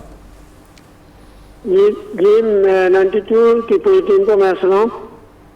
جی یہ میرا یہ سوال ہے کہ یہ جو اذان ہم دیتے ہیں یا مولوی صاحب دیتے ہیں افطار کے وقت اور صبح سحری کے وقت سے، تو اذان سے پہلے جو سائرن دیا جاتا ہے، سائرن پہ ہم لوگ روزہ افطار کرتے ہیں، تو بعض لوگ یہ پوچھتے ہیں اور اعتراض کرتے ہیں کہ اذان کیوں نہیں دی جاتی، پہلے اذان دی جائے یا اذان کے بغیر روزہ نہیں افطار کیا جاتا۔ اس میں ہماری شہری رہنمائی فرمائیے کہ اذان دینا ضروری ہے یا سائرن پہ ہی روزہ افطار کر لیا جائے یا روزہ بند کر دیا جائے؟ جی بالکل ٹھیک ہے، عرض کرتے ہیں صداقت علی صاحب خوشاب سے جناب۔ السلام علیکم سر۔ وعلیکم السلام جناب والا۔ سر میرا سوال یہ ہے کہ جب شہری بند ہونے کا ٹائم ہوتا ہے جی تو مسجد میں مثلا مثال کے طور پر ہمارے گاؤں کی مسجد میں اذان ہو رہی ہوتی ہے، دوسرے گاؤں کچھ لوگ یہ کہتے ہیں کہ جب ہماری اپنی مسجد میں اذان ہوگی تو تب شہری بند ہوگی، ٹھیک ہے، تو اس کا کوئی طرح ہے کہ اگر ایک ساتھ اذان ہو یا کسی بھی مسجد میں؟ بہت خوب، میں سمجھ گیا سوال، یہ بڑا ہے، میں خود مجھے درپیش رہتا ہے تو میں اس کا جواب علماء سے لے کے آپ کو عرض کرتا ہوں۔ جی حضور والا بشارت صاحب، ہم کہہ چکے کہ وطر واجب ہے، قنوت واجب ہے، جی اگر بھول گیا ہے تو سجدہ صاحب ضروری ہے، اگر سجدہ صاحب رہ گیا ہے تو اعادہ کرے، دوہرائے، وطر دوبارہ پڑھے۔ اس میں ایک سر میں وضاحت کر دوں، بعض لوگوں کو قنوت یاد نہیں ہوتی، ہاں جنہوں نے مسئلہ پوچھا وہ اور ہے، لیکن اس کے ذمہ اگر قنوت یاد نہ ہو تو کوئی بھی دعا پڑھ کوئی بھی دعا پڑھ کوئی بھی دعا پڑھ سکتے، وہ ہو جائے گا، وہ قائم مقام ہو جائے گی قنوت کے۔ سبحان اللہ، شریعت نے کیا سہولت عطا فرمائی ہے۔ اچھا جناب، منہ بھر کر کہے اگر آ جائے اور اسے روزہ ٹوٹ جاتا ہے؟ کہ کی بہت ساری صورتیں ہیں، ان میں صرف 2 صورتوں میں روزہ ٹوٹتا ہے۔ جی ایک یہ ہے کہ خود بخود آئی ہے، بغیر کوشش کی آئی، اور اس میں سے کچھ حصہ وہ واپس لے گیا، اس سے روزہ ٹوٹ جائے گا، ورنہ خود بخود کیسے بھی روزہ نہیں ٹوٹتا۔ ٹھیک ہے۔ اور دوسری صورت جس سے روزہ ٹوٹتا ہے کہ جان بوجھ کر خود کوشش کر کے منہ بھر کر کہہ تھی، بغیر تکلیف کے نہیں روک سکتا تھا لیکن جان بوجھ کر کیا، اس سے روزہ ٹوٹ جائے گا۔ جب روزہ ٹوٹ جائے گا تو پھر اس کا فدیہ ہوگا؟ جی فدیہ اس کے لیے ہوتا ہے کہ جس کو یہ یقین ہو کہ میں آئندہ روزہ نہیں رکھ سکتا، یہ قضا ہوگی، قضا ہوگی، دوبارہ روزہ رکھنا پڑے گا۔ لیکن اگر جان بوجھ کر توڑا اس نے روزہ تو پھر اس میں کفارے والا مسئلہ ہوتا ہے۔ جی کفارے والا ہو جائے گا، بالکل ٹھیک ہے۔ گھر کے اندر بیٹھے تھے، اذان کی آواز سنی، روزہ بند ہو گیا ہے، اور اس کے بعد پھر 92 سے اذان کی آواز بعد میں سنی اور پھر پانی پیا، تو اس میں کوئی مسئلہ تو کوئی نہیں؟ اس میں ایک آپ کی وساطت سے عرض کرنا چاہوں گا کہ بحیثیت مسلمان ہم میں سے یہ ذمہ داری ہے کہ ہمیں یہ پتہ ہونا چاہیے کہ سحر کا وقت کب ختم ہو رہا ہے اور افطار کا وقت کب شروع ہو رہا ہے۔ اب بہت آسانی ہوگی ہے کہ کچھ ایسی اپلیکیشن ہیں کہ جو لوکیشن کے ساتھ موجود ہوتی ہیں، آپ اپنی لوکیشن سیٹ کر دیں تو وہاں جو ایگزیکٹ ٹائم ہے وہ بتاتی ہیں، تو اس میں یہ دیکھنا ہے کہ اگر سحر کا وقت ختم ہو گیا تھا، فجر کا وقت شروع ہو گیا تھا، تو پھر وہ روزہ نہیں ہوگا۔ اب دیکھیے کہ اس کے بعد جو 2 سوال ہیں، اصل میں تو آپ ان کا جواب بھی دے چکے ہیں، لیکن میں دہراتا ہوں کہ تاکہ ہمارے ناظرین کی تشفی ہو جائے کہ افطار یا اذان سائرن بجتا ہے اور جو بھی صورت ہے، تو کیا قریب ترین کا انتظار کرنا چاہیے یا سائرن بھی اسی طرح ہی ہے، اذان پہلے ہونی چاہیے سائرن پہلے ہو، کیا صورت ہے اس کی؟ اس میں بہترین بات یہ ہے کہ وقت پر نظر رکھیں، وقت پہ نظر رکھیں۔ موبائل کے اندر بڑی آسانی ہے، اپلیکیشن موجود ہے، وہ سیکنڈ تک بتاتی ہے کہ کتنے کوئی خاص اچھی اپلیکیشن؟ جی اس میں پریئر ٹائم کے اوقات الصلاۃ کے نام سے اپلیکیشن ہے، اس کو آپ ڈاؤن لوڈ کر لیں، اس پہ لوکیشن سیٹ ہوتی ہے، چند سیکنڈز کا بھی اگر فرق ہے تو وہ بھی آپ کو بتا دیں۔ اچھا ڈاکٹر صاحب یہ بڑی خوشائند بات ہے کہ ہمارے مفتیان کرام ٹیکنالوجی کو بھی ساتھ لے کے چل رہے ہیں، الحمدللہ۔ میرا بھی نفس امارہ یہ کہتا ہے کہ بھئی جب تک اذان میرے قریب ترین محلے والی مسجد جو میری گلی کے ساتھ ہے نہ ہو، مجھے اجازت ہے میں کوئی بھی اذان سن کر، اس میں بھی میرا خیال ہے وقت ہی کو۔ اس میں سر میں ضرور عرض کروں گا، دیکھیے وہ جو حدیث ہے جس کی طرف اشارہ کیا جاتا ہے کہ سرکار نے فرمایا کہ جب تک اذان ہو رہی ہے کھاتے پیتے رہو، وہ حدیث مکمل یہ ہے کہ بلال حبشی رضی اللہ تعالیٰ عنہ کی اذان تمہیں کھانے پینے سے نہ روکے یہاں تک کہ ابن ام مکتوم اذان دے دیں۔ سیدنا بلال حبشی رضی اللہ تعالیٰ عنہ جو اذان دیتے تھے وہ تہجد کی اذان ہوتی، اور ابن ام مکتوم جو اذان دیتے تھے وہ فجر کا وقت شروع ہو جاتا تھا۔ اس سے سرکار نے منع فرمایا کہ اس وقت کھانا پینا چھوڑ دو، جو اذان ہوتی ہے وہ فجر کے وقت میں دی جاتی ہے، اس وقت اگر کوئی کھائے پیے گا تو وہ روزہ نہیں ہوگا۔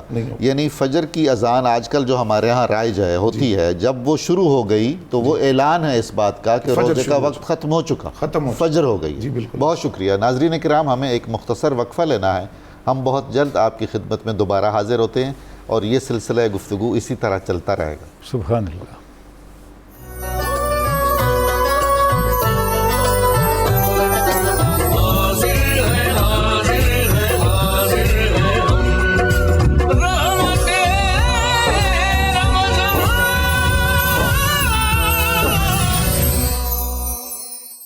ڈاکٹر صاحب، ڈاکٹر شبیر احمد جامی صاحب آپ کی طرف آئیں گے۔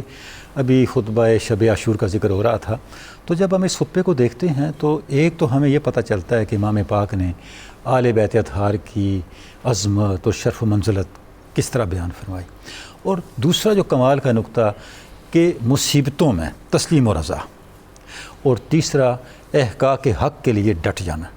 اچھا، کیا آپ یہ نہیں سمجھتے کہ ہم نے ان تینوں باتوں کو لے کے ہم نہیں چل سکے اپنی زندگیوں کے اندر؟ شاید اس لیے مسائل بھی ہیں، کہیں ہم نے ایک چیز پکڑ لی، کہیں دوسری پکڑ لی، اور آخری جو پہلو ہے تو اس کو تو بالکل ہی نظر انداز کر دیا۔ اس پہ آپ تھوڑا کچھ ارشاد فرمائیں۔ بسم اللہ الرحمن الرحیم۔ میں آپ کی اجازت سے تھوڑا سا اس میں چیز کو شامل کر دوں۔ آپ نے ایک خطبہ اس وقت بھی دیا تھا جب عمر بن سعد آپ کے مد مقابل کھڑا تھا، ٹھیک ہے، تو آپ کا وہاں رنگ دیکھیں کہ عمر بن سعد کو آپ نے علیحدگی میں بلا کر گفتگو بھی کی، ٹھیک ہے، اور وہ جو اسلام کا نظام توبہ ہے نا، اس کا رنگ بھی اس کو دکھایا، سبحان اللہ۔ اور اس کے علاوہ حضور نبی اکرم صلی اللہ علیہ وسلم کی رحمت للعالمین کا جو مظاہرہ ہوا نا دنیا میں، ٹھیک ہے، وہ فتح مکہ کے موقع پر لوگوں کو بخش دینے کا جو اعلان، لا تثریب علیکم اليوم، وہ آج بھی یہاں موقع دے رہے ہیں، سبحان اللہ۔ حالانکہ تکالیف سے آپ کو بڑا شدت کے ساتھ گزارا جا رہا ہے، تنگی ہر قسم کی دی جا رہی ہے، وہ لگتا یہ ہے کہ حضور نبی اکرم صلی اللہ علیہ وسلم نے یہ جو فرمایا تھا الفقر و فخری، سبحان اللہ، آپ کی نگاہ یہ کربلا کی تمام تکالیف پر سبحان تھی، اللہ۔ تو آپ نے وہاں بھی عمر بن سعد کو علیحدہ بلا کر باقاعدہ سمجھایا، سبحان اللہ، ان کو کہا کہ دیکھیں میں جس مقصد کو لے کر چل رہا ہوں آپ مجھ سے واقف کار ہیں، حالات پیچیدگی کی طرف ضرور بڑھ رہے ہیں، جی، آپ کے لیے شاید مسائل تو ضرور پیدا ہوں گے، ٹھیک ہے، لیکن بہرحال پھر بھی میں آپ کو دعوت دیتا ہوں کہ آپ میری طرف آ جائیں، اس طرف کھڑے نہ ہوں، میں آپ کو سہولت دے رہا ہوں، میں تو جس مقصد پر آیا ہوں مجھے اندازہ لگ گیا تھا وہاں پہلے بیعت کے جبر پر ہی کہ یہ لوگ یا تو مجھ سے بیعت لیں گے یا پھر میری شہادت تک یہ لے جائیں گے، ٹھیک ہے، تو میں اس کے لیے تو بالکل تیار ہوں۔ تو ایک تو آپ نے یہ بتایا کہ آپ ریورس ہو جائیں، آپ آ جائیں، اور میں سمجھتا ہوں کہ یہ آپ حیران ہوں گے اتنے ہنگامی حالات میں کسی انسان کے لیے شفقت کا اتنا موقع بھی دے دینا، یہ حضرت امام حسین کے حوصلے کا کام ہے کہ حالانکہ عام طور پر شدت کے معاملات میں بندہ بہت جذباتی ہوتا ہے، بندہ مایوسی کی طرف بڑھ جاتا ہے، بلکہ انجام کار وہ مضطرب ہو جاتا ہے، لیکن آپ جس وقار میں ہیں، کوہ استقامت، تسلسل میں ہیں، اور استقامت کی جگہ پر آپ نے جو پہرا دیا ہے، پھر آپ جو کہہ رہے تھے کہ یہ مقام رضا جو تصوف کی کتابوں میں بھی موجود ہے، ویسے قرآن مجید کا مدعا بھی یہی ہے کہ ایک مسلمان بندہ دنیا کی زندگی اس ڈھب پر گزار کے جائے کہ جب اس کو فرشتے جان نکال رہے ہیں تو اس وقت مقام رضا پر پہنچ چکا ہو، تو وہ بھی آپ کے پیش نظر تھا۔ تو آپ نے تقریباً جو آپ کے جتنے بھی مقاصد تھے ان تمام پر آپ نے گہرا پہرا دیا، یعنی آپ رضا کے طور پر دیکھیں، اچھا رضا کی کیفیت دیکھیں، کوئی کہہ سکتے ہیں رضا کی کیفیت کا آپ تعین کیسے کر سکتے ہیں؟ اتنے ہنگامی حالات میں عبادات پر اتنی نظر رکھنا، ٹھیک ہے، اور شکر بجا لانے کے جملے ادا کرنا، جس طرح ہمارے محترم پروفیسر بشارت ہزاروی صاحب نے اشارے کیے، یعنی اندازہ لگتا ہے کہ آپ کے ہاں صبر بھی ہے، آپ کے ہاں شکر بھی ہے، آپ کے ہاں اتنا مشکل ترین مرحلے میں ضبط کی وہ کیفیت لگتی ہے جہاں لگتا یہ ہے کہ انبیاء کرام کی جماعت کے بعد جب یہ قاعدے اور اصول آگے ڈرائی ہوئے تو ہر جگہ پر امام حسین کے جملے، آپ کی باڈی لینگویج، سبحان اللہ، آپ کا وقار اور آپ کا حوصلہ یہ نمونے کے طور پر سامنے سبحان اللہ۔ اچھا پھر آخریت دیکھ، حالانکہ چیزیں فائنل ہو چکی ہیں، فیصلہ ہو چکا ہے کہ ان کا کام نعوذ باللہ تمام کر دیا جائے، لیکن اس کے باوجود بھی آخری مرحلے تک آپ سمجھاتے ہی رہے، سبحان اللہ، یعنی اگر میں یہ کہوں الدین و نصیحہ، الدین و نصیحہ یا دعوت کا کام آپ نے کسی بھی ہنگامی حالات میں مؤخر نہیں کرنا، دعوت دین دیتی رہنی ہے، حق کی طرف بلاتے رہنا ہے، سبحان اللہ۔ تو یہی تو وجہ تھی، میں سمجھتا ہوں کہ واقعہ کربلا کا اگر آپ اور میں انجام دیکھیں، سیدنا پیر میرے علی شاہ صاحب رحمۃ اللہ علیہ نے بڑے خوبصورت جملے کراس کیے ہیں کہ امام مہدی جو ایک مظاہرہ فرمائیں گے اس کی ابتدا امام حسین رکھ کے جا رہے ہیں، سبحان اللہ، یعنی یہاں ابتدا رکھ دی گئی ہے کہ یہ جو لوگ ہیں دین پسند لوگ اور اہل بیت اطاعت، یہ طہارت پر کمپرومائز نہیں کریں گے، ٹھیک ہے، دین پر کمپرومائز نہیں کریں گے، استقامت پر کمپرومائز نہیں کریں گے، دین کا شباب جب بھی آپ دیکھیں گے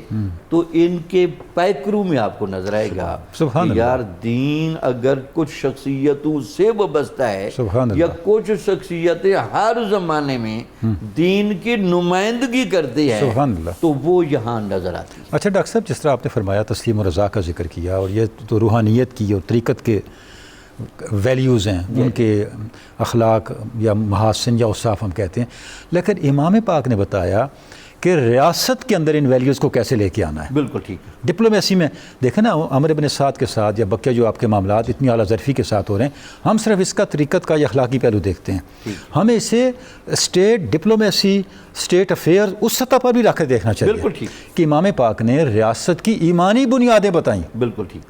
یہ آپ کی ڈسٹنکشن ہے. حضور یہ تو امیر المومنین حضرت علی نے فرمایا تھا. سبحان اللہ. آپ نے جو ریاست قائم کی اور آپ کا جو دور خلافت ہے، سبحان اللہ، آپ نے فرمایا تھا کہ اگر قرآن اور سنت بیچ میں نہ ہوں بالکل ٹھیک. تو جزیرت العرب کو پتہ چل جائے کہ سب سے بڑا سیاستدان کیا بات ہے. یہ آپ کا فرمان یہ دیکھیے نا، منہاج سبحان ہے. اللہ، سبحان اللہ، سبحان اللہ. اب کوئی تصور نہیں ہے کسی ایسی سیاست کا جو قرآن اور سنت سے بالا تر ہے. سبحان اللہ. تو حضرت امام حسین کے ہاں بھی ہمیں وہی رنگ اور وہی کیفیات نظر آتی ہیں. میں تو یہ سوچ کر دنگ رہ جاتا ہوں، اور کئی لمحے ایسے گزرتے ہیں کہ معلوم ہے کہ کل طے ہے، جو کچھ بھی طے ہے، جف القلم. ٹھیک ہے.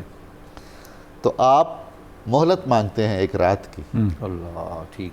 صرف برائے عبادت. مانگتے کس لیے ہیں؟ صرف برائے عبادت. اللہ کیا لذت ہوگی اور کیا چاشنی ہوگی اس رات کی. پھر اس لذت میں دیکھیں اپنی بہن حضرت زینب سلام اللہ علیہا کو کہتے ہیں کہ تہجد کے دوران مجھے دعاؤں میں یاد رکھنا. تو اس کا مطلب یہ ہے کہ ان کے ہاں ان سارے معاملات میں دین کی ویلیوز پر کبھی کمپرومائز نہیں کیا گیا. ہم جب ان واقعات کو بنیادی طور پر قبلہ نظامی صاحب پڑھتے ہیں تو اس کا بنیادی مقصد یہ ہے کہ اس واقعے سے وابستہ جو معیار ہے، جو تقوی ہے، جو عبادت ہے اور جو اجتماعیت ہے، اس میں اس کو اسوہ مانا جائے اور ان حدود پر ریاستوں کو ڈیولپ کیا جائے. سبحان اللہ. اچھا، اس واقعے کا بڑا اثر دیکھیں. واقعہ کربلا کے بعد کوئی واقعہ پیش نہیں آیا. یہ بھی آپ کی نگاہ بصیرت دیکھ رہی تھی کہ میں قربانی کو اس درجے میں دے کر جاؤں تاکہ انسانیت ہمیشہ اس کرب کو محسوس کر کے کم از کم مسلمان دوبارہ ایسا ماحول نہ بنائیں. معنی ذبح عظیم آمد پسر. علامہ کا جو نقطہ نظر ہے، جنہوں نے یعنی واقعہ کربلا کو ایک عجیب و غریب تناظر میں دیکھا ہے، وہ ایک مورخ کا زاویہ نظر بھی ہے، ایک محب صادق کا بھی ہے، اور ایک ماہر سیاست کا بھی ہے. ڈاکٹر صاحب بالکل درست فرمایا آپ نے. اور ایک بابصیرت مفکر کا بھی ہے کہ انہوں نے جو کربلا سے نکات نکال کے ہمیں دکھائے ہیں. یعنی کہ کمال یہ ہے کہ جو شدت غم انتہا ہے، علامہ نے اس غم کے جو کی علامت ہے اس کو زندگی کی علامت بنا کر بنا دیا. اچھا ڈاکٹر صاحب، ابھی جو آپ یہ ارشاد فرما رہے تھے کہ امام پاک نے اتنے سنگین حالات میں ایک رات کی مہلت طلب کی. اچھا، اس رات میں ہم دیکھیں، ہم یہ نہیں دیکھتے کہ آپ فرمائے یا اللہ اس بلا کو ٹال دے. آپ مستجاب الدعوات تھے، ایسی کوئی دعا ملتی ہے؟ نہیں ملتی. کیونکہ کیا تسلیم و رضا ہے. ان کے لیے کوئی بد دعا نہیں ہے، اس بلا سے نکلنے کی کوئی دعا نہیں ہے. دعا ہے تو استقامت کی، دعا ہے تو حضور رسالت میں آپ کے دین کی سربلندی کی، دعا ہے تو امر بالمعروف اور نہی عن المنکر پر قائم ہونے کی.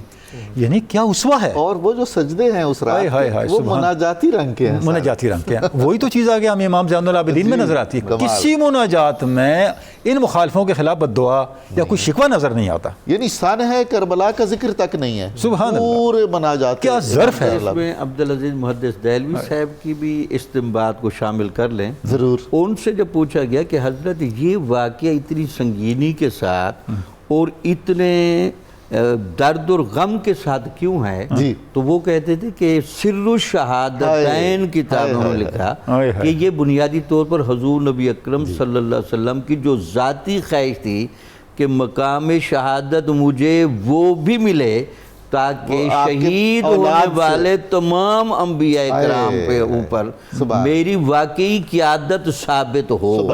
تو اللہ تعالیٰ نے آپ کی وہ جو شہادت کا جذبہ تھا وہ آپ کے ان شہزادوں کی صورت میں رکھا. سبحان اللہ، سبحان اللہ. بہت شکریہ، بہت کرم. ناظرین مکرم، ہمیں ایک مختصر سا وقفہ چاہیے. آپ ہمارے ساتھ رہیں گے. ہم بہت جلد دوبارہ حاضر خدمت ہو رہے ہیں، اور آپ دیکھ رہے ہیں کہ کس قدر عمدہ اچھی گفتگو ہو رہی ہے.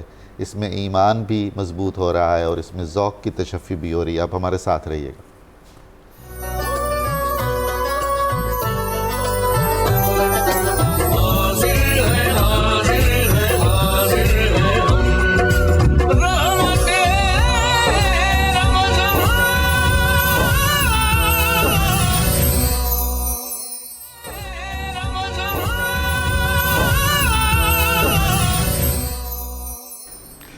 ویلکم بیک ناظرین، 92 نیوز کی رحمت رمضان ٹرانسمیشن میں آپ کو خوش آمدید کہتے ہیں۔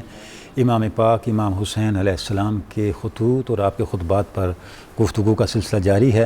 پروفیسر صاحب، جو امام پاک کے خطبات ہیں، جو آپ نے جہاں جہاں خطبے دیے، جو بطور خاص خطبہ میدان کربلا میں آپ نے یزیدی فوج کے سامنے دیا، اس کا ایک عام پہلو یہ بھی ہے کہ آپ نے اس طرف متنبع کیا، ان کو متوجہ کیا کہ جو کام تم کرنے چلے ہو اس کے نتائج تمہارے لیے کیا برآمد ہوں گے۔ تو یہ بھی بڑا اہم پہلو ہے، ناظرین کے لیے اس پہ کچھ ارشاد فرمائیں۔ سر، یہ جو خطبہ تھا اس کا انداز یہ اور تھا، ٹھیک ہے، یعنی یوں سمجھے کہ امام علی مقام کے جو خطبات ہیں اس سلسلے کی یہ آخری کڑی تھی۔ اللہ اس کے بعد پھر آپ نے کوئی خطبہ نہیں دیا، آپ کے خطبات کی والناس ہے۔ جی بالکل، یعنی اتمام حجت ہو اور گیا۔ اس کی آپ کیفیت دیکھیے کہ آپ کے ایک ہاتھ میں قرآن مجید تھا، سبحان اللہ، سر پر آپ نے دستار باندھی ہوئی تھی، عربی جبہ پہنا، اور گھوڑے پر بیٹھ کر آپ نے یہ خطبہ دیا، اللہ اکبر۔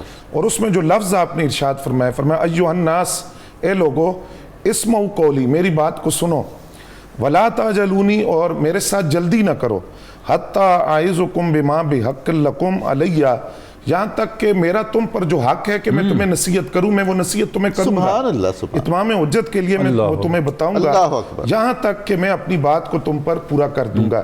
پھر آپ نے فرمایا کہ تم مجھ پر جو پیش قدمی کرنے لگے ہو اور میری طرف جو بڑھنے لگے ہو، تو اس کے بعد تمہیں لڑنے جھگڑنے کا موقع نہیں ملے گا، میری ذات جو ہے یہ ٹارگٹ ہے، اس کے بعد تم یہ فیصلہ یہاں ہو جائے گا، سبحان اللہ، لڑائی یہاں ختم ہو جائے گی۔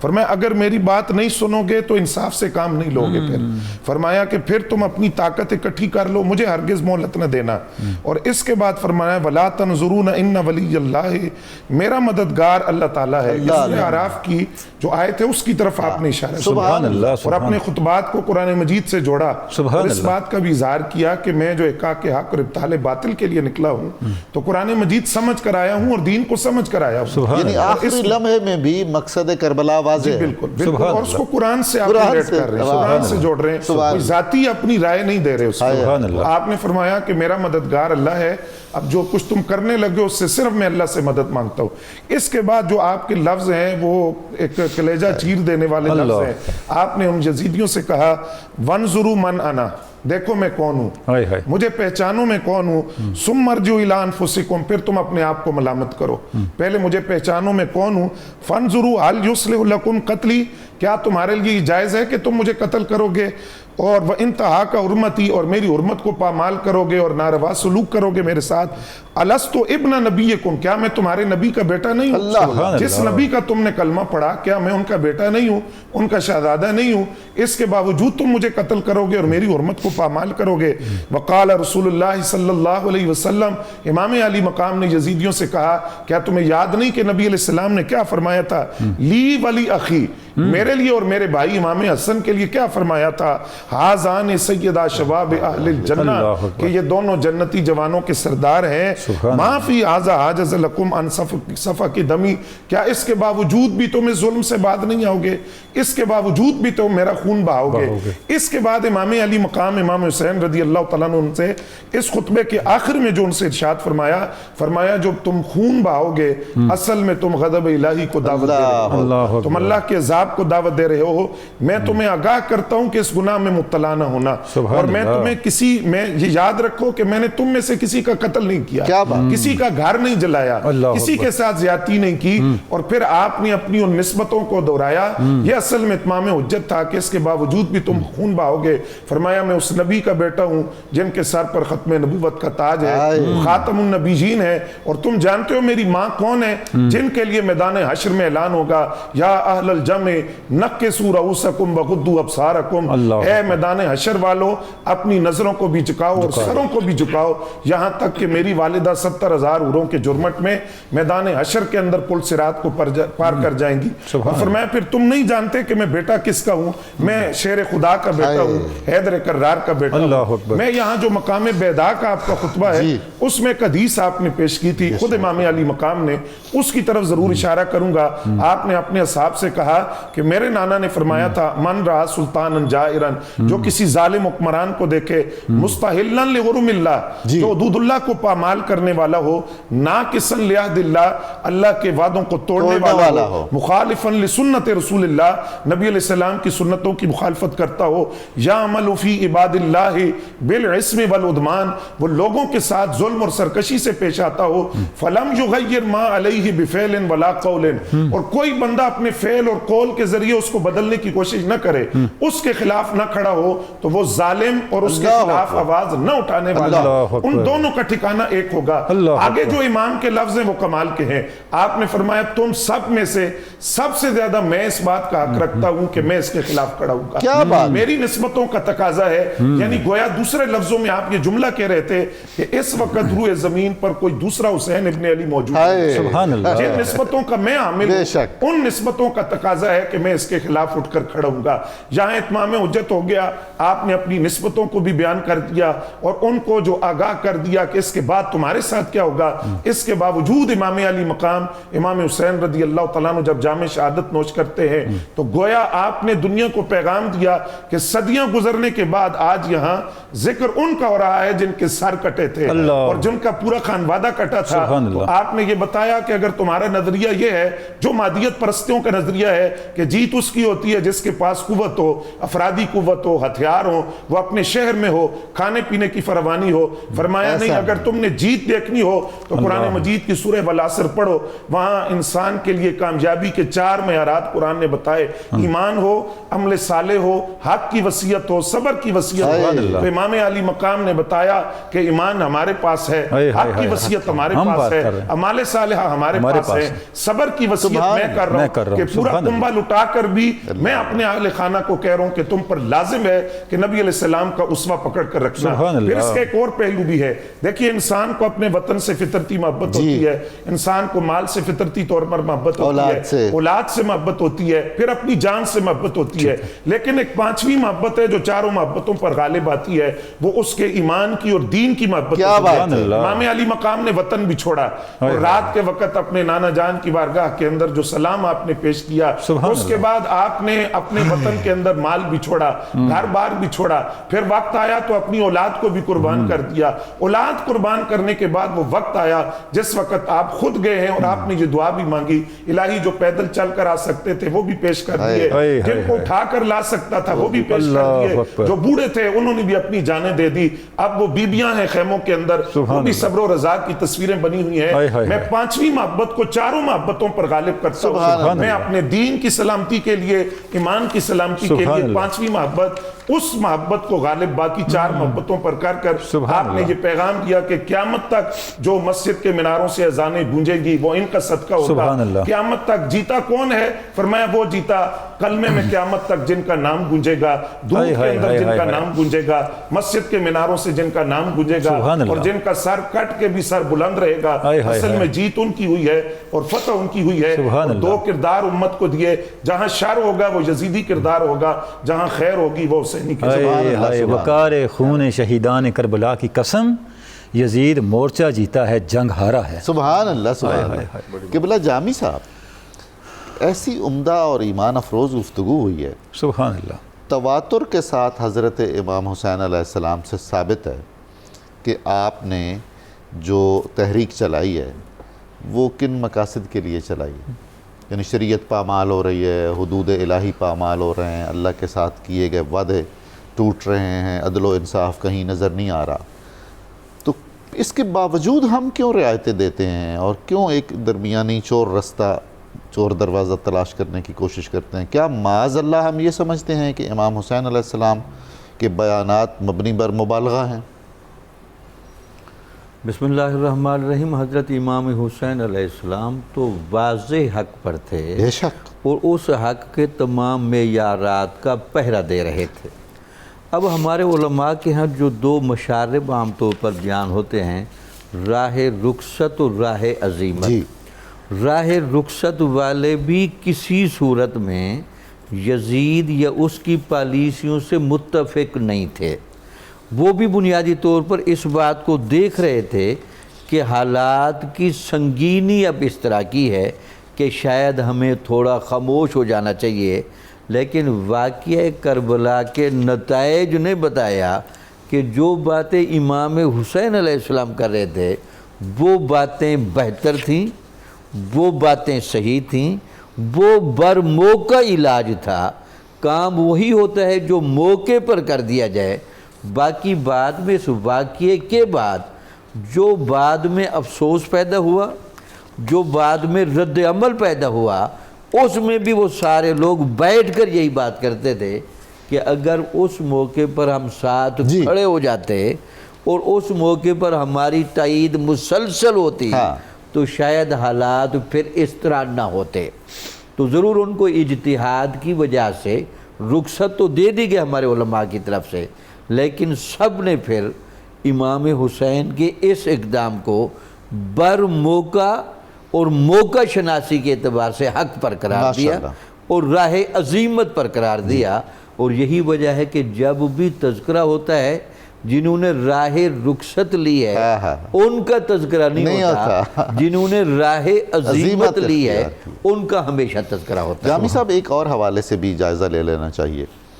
اب یہ آخری گھڑیاں ہیں میدان کربلا میں، اور امام کے جتنے بھی خطبات ہیں کہیں بھی ایسا نہیں ہے کہ جملہ نامکمل ہے یا ان کی ترتیب خراب ہوئی ہے۔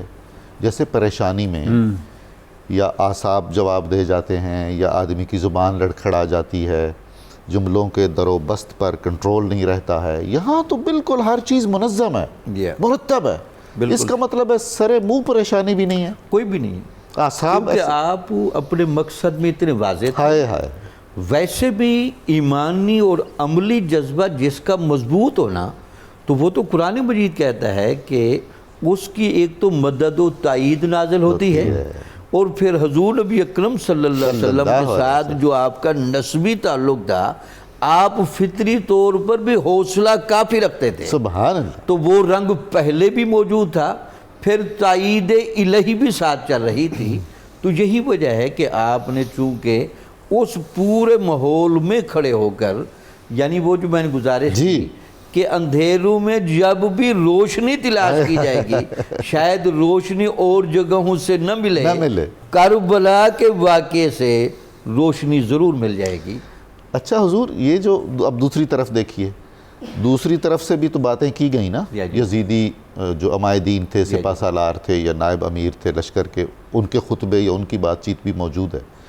یقین جانیے کہ مطلب رائی اور پہاڑ جتنا فرق نظر آتا ہے، بالکل ٹھیک، حالانکہ وہ کثرت میں ہیں، ظاہری طور پر وہ فاتح ہو رہے ہیں، لیکن کسی بات کا کسی سے کوئی تعلق نہیں، مربوط گفتگو نہیں ہے، مربوط بھی گفتگو نہیں ہے، اور ان کے اعصاب بھی خطا ہیں، پھر آپ بکار کے سامنے وہ الجھے ہوئے صرف یہی لگتا ہے کہ وہاں یزید کا ڈر ہے یا اپنے ذاتی اور مالی مفادات آڑے آ رہے ہیں۔ اس ذاتی اور مادی مفادات کی آڑ میں اتنا بڑا قدم اٹھاتے ہوئے بھی ان کو افسوس نہ ہوا، جو ہماری تاریخ کا ایک بہت بدنما باب ہے کہ قرن اول کا زمانہ چل رہا ہے، اس قرن اول میں اس طرح کے واقعے کا ہو جانا یہ ایک بڑی معجوب شکل ہے۔ ان لوگوں کا یہ کردار بنتا تھا کہ جیسے آپ کا واعظ سن رہے تھے وہ ہور کی طرح سارے اس طرف آتے اور آپ کے ساتھ کھڑے ہو کر یزید کو اس کا چہرہ دکھاتے۔ جناب ان کا بنیادی طور پر آپ سے کوئی اقتدار کی لڑائی نہیں، یہ معیار کی بات کر رہے ہیں، اس معیار پر آپ پورا نہیں اترتے تو آپ اس اقتدار سے سلنڈر کریں۔ جامی صاحب یہ درست ہے کہ وہ جو مشہور شاعر فرزدق تھے وہ ملے تو انہوں نے حضرت امام حسین علیہ السلام سے عرض کیا کہ حضور آپ جدھر رخ فرما رہے ہیں وہاں کے دل آپ کے ساتھ ہیں، تلواریں کسی اور طرف ہیں۔ اللہ اکبر، بالکل ٹھیک، یعنی وہ تاریخ نے ثابت کر دیا، تاریخ نے ثابت کیا۔ کربلا میں واقعہ جب پیش ہو رہا تھا کوئی اچانک واقعہ تو نہیں ہوا، یہ سفر مکہ سے مدینہ سے مکہ اور پھر مکہ سے کربلا کا یہ کتنی منازل سے گزرا. یہ پھر کوئی عام افراد کا سفر تو تھا نہیں کہ ہر طرف اس کی شہرت نہ ہوئی ہو. تو اس وجہ سے یہ کہنا کہ یزید لا علم تھا, بعد میں اس نے وہ پینترا بھی بدلا, لیکن یہ سارے شواہد بتاتے ہیں کہ ایک ایک چیز کی نگرانی کی جا رہی تھی. کھرا جاتا ہے جہاں جانا چاہیے. سبحان اللہ. بہت بہت اچھا. ڈاکٹر صاحب جس طرح بھی آپ ارشاد فرما رہے تھے کہ ان آخری لمحات میں بھی امام پاک کی استقامت اور آپ کی شخصیت کی صلابت سامنے آتی ہے, تو یہ اسوہ علوی سامنے آتا ہے. جی بالکل. کہ شہادت کا وقت ہے اور سینا علی مرتضیٰ کیا فرما رہے ہیں؟ فزت برب الکعبہ. سبحان اللہ. تو وہی تو چیز یہاں نظر آ رہی ہے. جب آپ کو کامیابی نظر آ رہی ہو تو پھر تزلزل اور وہ جو نروسنس وہ کیسے ہو سکتا ہے؟ پروفیسر صاحب جب ہم آپ کے خطبات کو دیکھتے ہیں, خطوط کو دیکھتے ہیں, تو ان میں ایک مسلسل احکام الہی کا ذکر ہے, یعنی قرآن مجید کا, امر بالمعروف کا, نہی عن المنکر کا. اس پہ تھوڑی سی روشنی مزید ڈالیں تاکہ یہ نقطہ ہمارے ناظرین کے لیے مزید کھل کے سامنے آئے کہ آپ کے نزدیک اللہ اور اس کے رسول کے احکام کی تبلیغ اور اس تبلیغ کے لیے عملاً ڈٹ جانا اور ہر قربانی کے لیے تیار ہو جانا کیا اہمیت ہے اس کی آج کے حوالے سے بھی؟ سر آپ کے جو خطبات ہیں اس کے اندر ایک خطبے میں آپ نے 2 آیات کا حوالہ دیا. ایک سورہ یونس کی آیت ہے اور ایک سورہ آراف کی. سبحان اللہ. اور جو سورہ یونس کی آیت ہے اس میں حضرت نوح علیہ السلام کا ذکر ہے. سبحان اللہ. کہ کس طرح وہ پوری قوم کے سامنے اکیلے کھڑے ہوئے. اللہ. اب اس کی تفسیر جب ہم پڑھتے ہیں اور اس کو ریلیٹ کرتے ہیں واقعہ کربلا کے ساتھ, اور امام علی مقام نے جب وہ آیت پڑھی ہے تو اس سے یہ بات سمجھ آتی ہے کہ اس کی وہاں کیا مناسبت بنتی ہے. سبحان اللہ. تو وہ مناسبت یہ تھی کہ جب پوری قوم تمہارے مقابلے میں آ جائے لیکن تم حق کے لیے ڈٹ کر کھڑے ہو جاؤ, اس کا فریضہ سر انجام. اور دوسرا یہ کہ تمہارے پاس بظاہر وسائل نہیں ہیں, افرادی قوت کی کمی ہے, ہتھیاروں کے ڈھیر بھی نہیں ہے, اور اپنا دیس بھی نہیں ہے, غریب الوطنی ہے, پردیس ہے, کھانے پینے کی فراوانی نہیں ہے, لیکن اس کے باوجود جو حق کے لیے ڈٹ کر کھڑا ہو جاتا ہے اللہ کریم اس کی مدد فرماتا ہے. تو ایک تو آپ نے وہ آیت پڑھی سورہ یونس کی, اور دوسری آیت جو تھی وہ آپ نے سورہ آراف کی پڑھی. اور سورہ آراف کی جو آیت ہے جس کا بھی ذکر بھی ہوا, اس میں آپ نے فرمایا کہ میرا مددگار اللہ ہے, میرا مددگار اللہ ہے. بظاہر میرے پاس جو مادی وسائل ہیں وہ نہیں ہیں, لیکن میرا مددگار اللہ ہے اور اللہ کی ذات پر میرا کامل بھروسہ ہے. تو گویا قرآن کی اس آیت کو پڑھ کر آپ نے یہ پیغام دیا کہ جب بندہ اپنے رب پر کامل بھروسہ کرتا ہے, مادی وسائل نہ ہونے کے باوجود اللہ کریم اس کو کامیابی سے ہمکنار کرتا ہے. جہاں ایک بات اور سمجھنا ضروری ہے کہ امام علی مقام کا یہ جو کردار ہے, آپ دیکھیے کچھ بھی ہو, ایک انسان ہے, اس کے سامنے اس کے بچے ذبح کیے جا رہے ہیں اور وہ بھوک کو برداشت کر رہے ہیں, اس کے سامنے اس کے خانوادے کی بیبیاں بھی ہیں, یہ سب کچھ ہے, لیکن اس سب کے باوجود آپ کی زبان پر کوئی ایک شکوے کا لفظ نہیں ہے. سبحان اللہ. پر آپ گلہ نہیں کر رہے, شکایت نہیں کر رہے.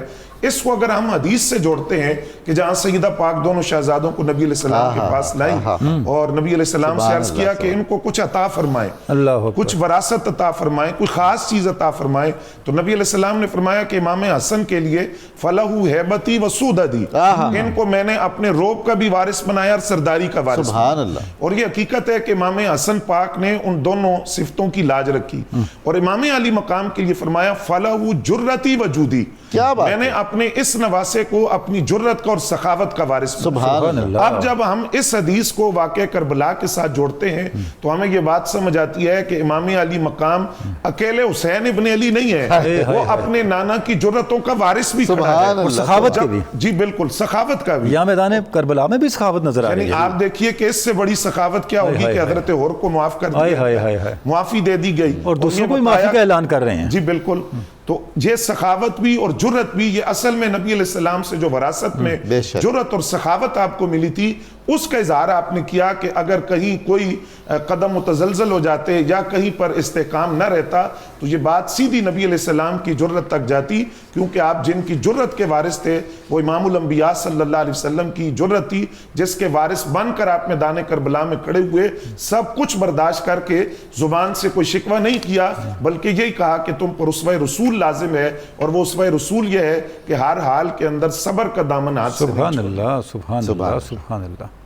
کیا بات ہے ڈاکٹر صاحب, کیسی کمال خوبصورت باتیں ہیں, ایسا پاک تذکرہ ہے, سبحان اللہ, اور ایمان افروز ذکر ہے, سبحان اللہ. ان خطبات کا کوئی ترجمہ وغیرہ بھی ملتا ہے؟ اور ڈاکٹر صاحب اس کا بالکل اس کا ترجمہ بھی ہے، اس پہ کتابیں بھی موجود ہیں اچھا جی، اہل علم نے ان خطبات کو مدون بھی کیا ہے جی اور جیسے آپ فرما رہے ہیں کچھ نئی ڈائمنشنز ہیں جن پہ ریسرچ کی ضرورت ہے، جیسے ادبی پہلو پہ آج آپ نے اشارہ کیا، ممکن اس پہ کام ہوا ہو لیکن میری نظر سے نہیں گزرا، لیکن اس پہ گنجائش موجود ہے بلا شبہ۔ لیکن اس میں اگر ایک بات اضافہ کر لیا جائے، جی ہمارے ہاں عام طور پر تاثر یہ ہے کہ آپ کے یہ جو خطبات ہیں ٹھیک ہے یہ کچھ ایسے لوگوں نے مرتب کیے ہیں جن کے ہاں صحت کا اور دیانت کا وہ معیار نہیں ہوتا۔ اچھا ٹھیک ہے، یہ مغالطہ ہاں بہت زیادہ محتاط محققین ٹھیک ہے جن کے ہاں صحت و دیانت کا غلبہ ہے، ٹھیک ہے انہوں نے بھی ان خطبات کو باقاعدہ اپنی کتابوں میں نقل کیا ہے۔ سبحان اللہ۔ امام زہبی ٹھیک۔ جو ہمارے علماء میں ذرا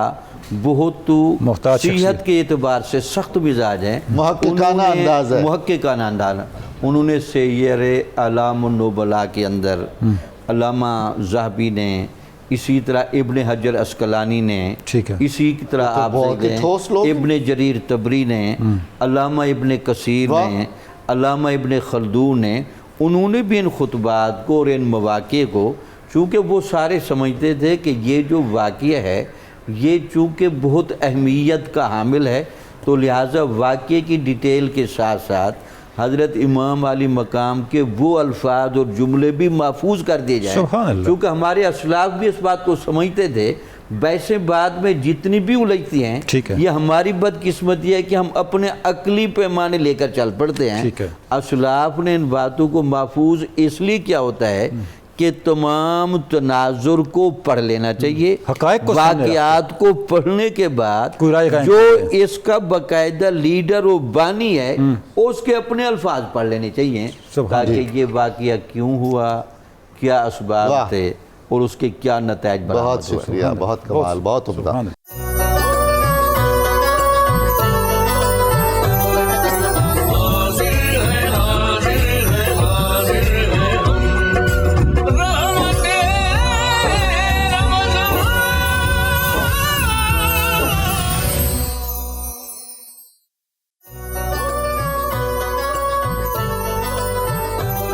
السلام علیکم ناظرین محترم، 92 نیوز چینل کی سحر ٹرانسمیشن رحمت رمضان میں حاضر خدمت ہیں، اور آج درس مثنوی معنوی کے ذیل میں ہم حضرت امام حسین علیہ السلام کی جو قربانیاں ہیں، خدمات ہیں، اس کا تذکرہ کر رہے ہیں آپ کے مکتوبات اور آپ کے خطبات کی روشنی میں۔ اسی تناظر میں ہم نے منتخب کیا ہے مثنوی میں سے کچھ ایسے اشعار جس میں حضرت مولانا جلال الدین نے فلسفہ شہادت بیان کیا ہے اور یہ بتایا ہے کہ شہید اور عاشق میں بہت ساری چیزیں مشترک ہوتی ہیں۔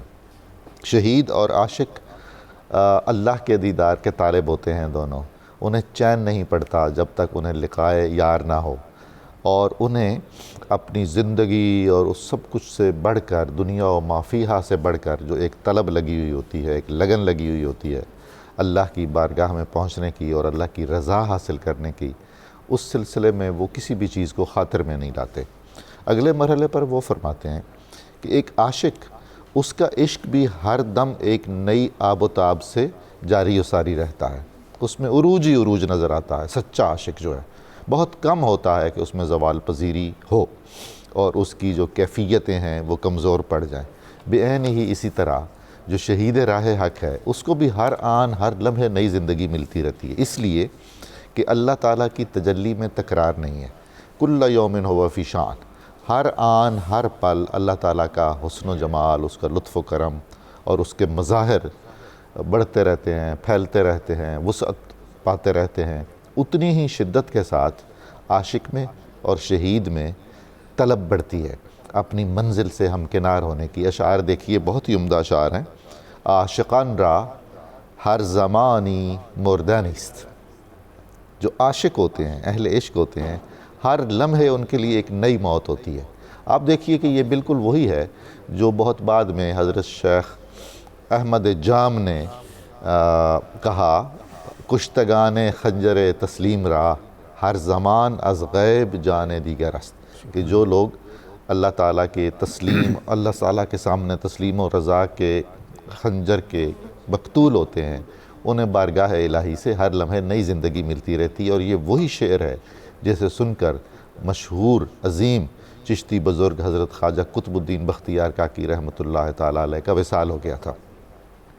مردن عشاق خود یک نو انیست، یہ جو عشاق ہیں جب یہ موت کو گلے لگاتے ہیں تو اس کی بھی کوئی ایک قسم نہیں ہوتی، اس کی بھی ہزاروں قسمیں ہوتی ہیں ان کی کیفیات کے مطابق اور ان کے درجات اور ان کے مراتب کے مطابق۔ او 200 جان دارد از جان خدا، عاشقوں کو اور شہیدوں کو بارگاہ الہی سے ہزاروں روحیں ملی ہوئی ہوتی ہیں، ہزاروں جانیں ملی ہوئی ہوتی ہیں، اتنی ان میں قوت ہوتی ہے، اور ان کی طلب نے انہیں ایک آدمی نہیں رکھا ہوا ہوتا بلکہ کئی آدمیوں کی زندگی اور ان کی طلب اور تڑپ ان کے ہاں موجود ہوتی ہے۔ وان دو صدرا می کند ہر دم فدا، اور وہ صدق دل سے ہر لمحے اپنی نئی جان نئی روح کو راہ خدا میں قربان کرتا چلا جاتا ہے۔ گر بریزد، اب عاشق اور شہید کی زبان سے فرما رہے ہیں، گر بریزد خون من ان دوست رو، اگر وہ محبوب وہ خوبصورت چہرے والا میرا خون بہائے، مجھے قتل کر دے، مجھے شہید کروا دے، پاج کوبان جان برافشان امبرو، تو میں رقص کرتا ہوا خوشی سے تہ دل سے مسرت کا اظہار کرتا ہوا اس پر اپنی جان نچھاور کر دوں گا۔ آزمودم، بہت عمدہ شعر ہے، قابل توجہ ہے۔ آزمودم مرگ من در زندگیست، میں نے آزما لیا ہے، میں نے دیکھ لیا ہے، میری جو زندگی ہے، میری جو حیات جاویدانی ہے وہ میری موت میں پوشیدہ ہے۔ یہ انہوں نے حضرت مولانا جلال الدین رومی نے اخذ کیا ہے حضرت حسین بن منصور حلاج کے ایک شعر سے۔ آزمودم مرگ من در زندگیست، میں نے آزما کے دیکھ لیا، میں اس نتیجے پہ پہنچ گیا ہوں، یہ طے ہو چکا ہوا ہے کہ میری حیات جاویدانی میری موت سے متعلق ہے۔ چون رحم زن زندگی پائندگیست، اور جب میں اس ظاہری زندگی سے نجات پا جاؤں گا تو پھر میرے لیے دائمی نیک نامی ہے، پھر میرا نام ہمیشہ زندہ رہے گا، ابد تک زندہ رہے گا۔ اور حضرت امام حسین علیہ السلام کی قربانی اور آپ کے خانوادے کی قربانی، آپ کے ساتھیوں کی قربانی بالکل ان اشعار کا بہت ہی سچا مصداق ہے۔ تو حضرت مولانا جلال الدین رومی نے شہادت اور عشق کو بالکل ایسے یکجان کر کے پیش کیا ہے، اور یہ بجا ایسا کسی نے اس تناظر سے ہمارے تصوف کی تاریخ میں اور ہماری فکریات کی تاریخ میں ان دونوں پہلوؤں کو اکٹھا کر کے دیکھنے اور بیان کرنے کی اور کوئی مثال ہمیں نہیں ملتی ہے۔ ناظرین، تنولی صاحب سے درخواست کرتے ہیں کہ مناجات ائمہ اہل بیت اطہار کا انتخاب ہمیں سنائیں اور ہمارے ایمان کو تازہ کریں۔ ان کی مناجاتیں جو یہ پیش فرماتے ہیں، سچ یہ ہے کہ یہ ہمیں سکھانے کے لیے ہیں کہ ہم بارگاہ الہی میں کیسے دست بدعا ہوں۔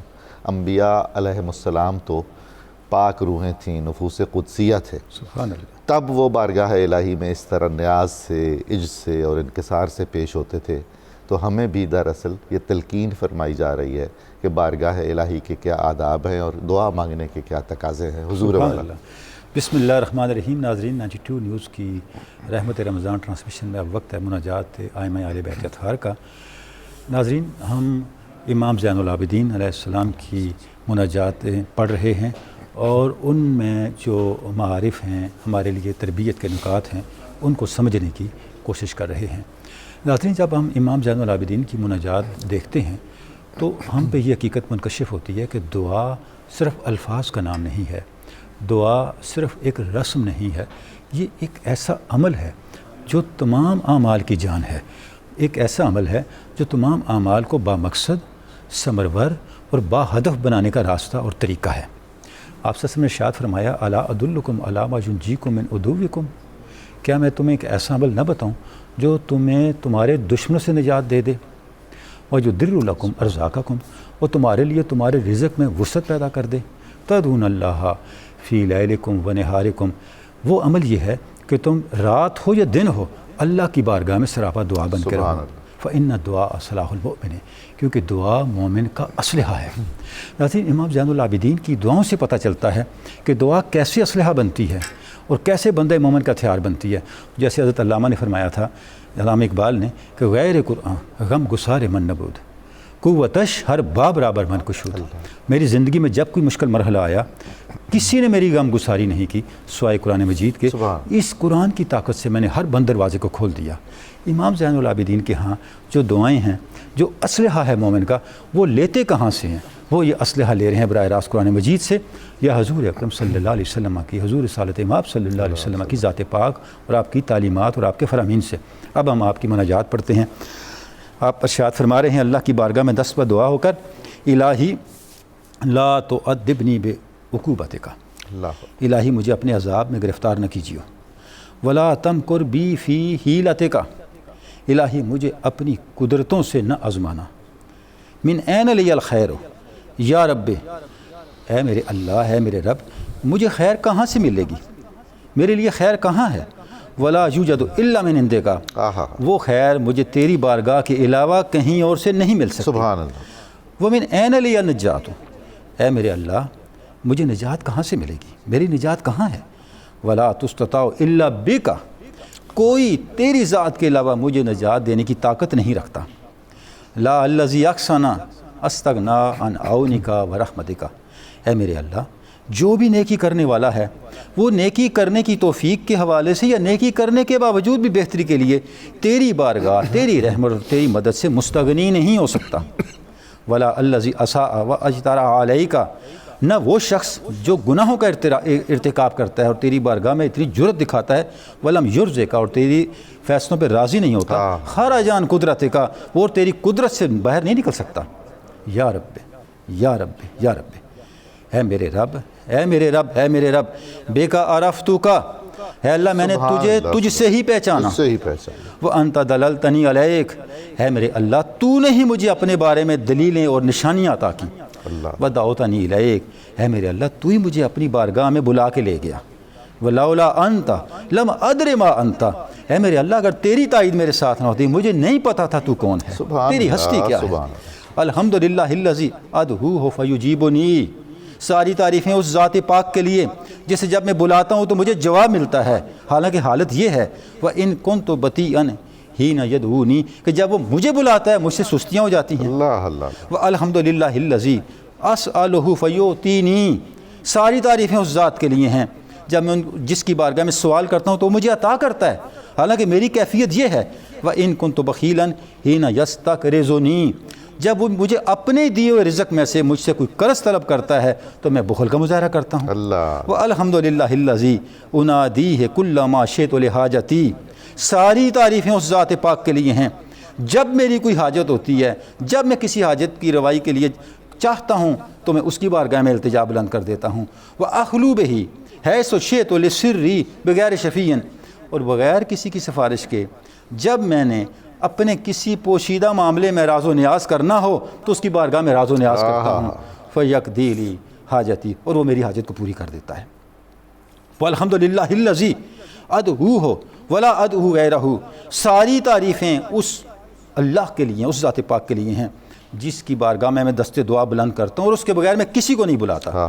وَلَوْ دَعَوْتُ غَيْرَهُ، اگر میں اس کے علاوہ کسی کو بلا بھی لوں، لم یستجب لی دعائی، وہ میری دعا کا، میری پکار کا جواب ہی نہیں دے سکتا۔ اب ناظرین یہ جو دعائیں ہیں جو امام پاک نے یہاں کی ہیں، آپ دیکھیں جیسے ہم عرض کر رہے ہیں کہ غیر قرآن غم گسار من نبود، قرآن مجید سے جو روشنی ملتی ہے، جو شعور ملتا ہے، جو آگہی ملتی ہے، جو اللہ کے ساتھ تعلق بندگی کے رموز ملتے ہیں، اسالیب ملتے ہیں، رنگ ملتے ہیں، وہ سارے آپ کو ہمیں اس مناجات میں نظر آ رہے ہیں۔ اگر یہیں سے شروع کریں جہاں سے آپ آغاز فرما رہے ہیں الہی لا تعذبنی بعقوبتک، قرآن مجید نے بارہا اللہ کے عذاب سے اسی طرح ڈرایا گیا ہے۔ ارشاد ربانی ہے واتقوا اللہ واعلموا ان اللہ شدید العقاب، اللہ سے ڈرو اور یہ بات کبھی نہ بھولو اللہ سخت گرفت کرنے والا ہے، شدید العقاب ہے۔ جس کے سامنے قرآن مجید کی آیت مبارکہ ہوگی وہ اسی طرح دعا کرے گا، وہ بارگاہ رب العزت کی عقوبت سے بچنے کے لیے اسی طرح دست دعا بلند کرے گا۔ لیکن جہاں پر یہ فرمان ہوا کہ ان اللہ شدید العقاب، ساتھ یہ بھی ارشاد ہوا ان ربک سریع العقاب وانہ لغفور الرحیم، اللہ بہت جلد گرفت کرنے والا ہے لیکن وہ غفور بھی ہے، رحیم بھی ہے۔ اور ہم دیکھتے ہیں کہ اس مناجات میں اللہ رب العزت کی بارگاہ سے، اللہ کی گرفت سے خوف کے ساتھ ساتھ اللہ کے مغفرت اور اللہ کے رحم اور اللہ کی طرف سے عطاؤں کی طلب اور اس کے یقین کا رنگ بھی موجود ہے۔ گویا ایمان یہی ہے کہ اللہ کی بارگاہ اور اس کی گرفت کا خوف بھی ہو اور اس کے رحم کی طلب کی امید اور یقین بھی ہو۔ جب تک بندہ مومن کو خوف اور رجا کہ یہ دونوں پر میسر نہ ہوں، اس کی بارگاہ کچھ کی طرف پرواز جو ہے وہ آگے نہیں بڑھ سکتی۔ اچھا اس کے بعد آگے دیکھیں، جب آپ فرماتے ہیں وَلَا تَمْكُرْ بِي فِي حِيلَتِكَ، اے اللہ کوئی ایسا ہیلہ نہ ہو، کوئی ایسا راستہ نہ ہو کہ تیری بارگاہ سے میرے خلاف فیصلے ہونے لگیں۔ یہ جو امام پاک کا جملہ ہے، ہم دیکھتے ہیں کہ صوفیاء دعا کرتے رہے ہمیشہ، اللہم امکر لی، اللہم تمکر لی ولا تمکر بی، اے اللہ میرے لیے منصوبے بنانا، میرے خلاف منصوبے نہ بنانا۔ اور قرآن مجید نے جو متنبع کیا، لگتا ایسے ہے کہ یہ جو دعا ہے مناجات کا، یہ جو جملہ ہے قرآن مجید کے اس انتباہ کا تسلسل ہے۔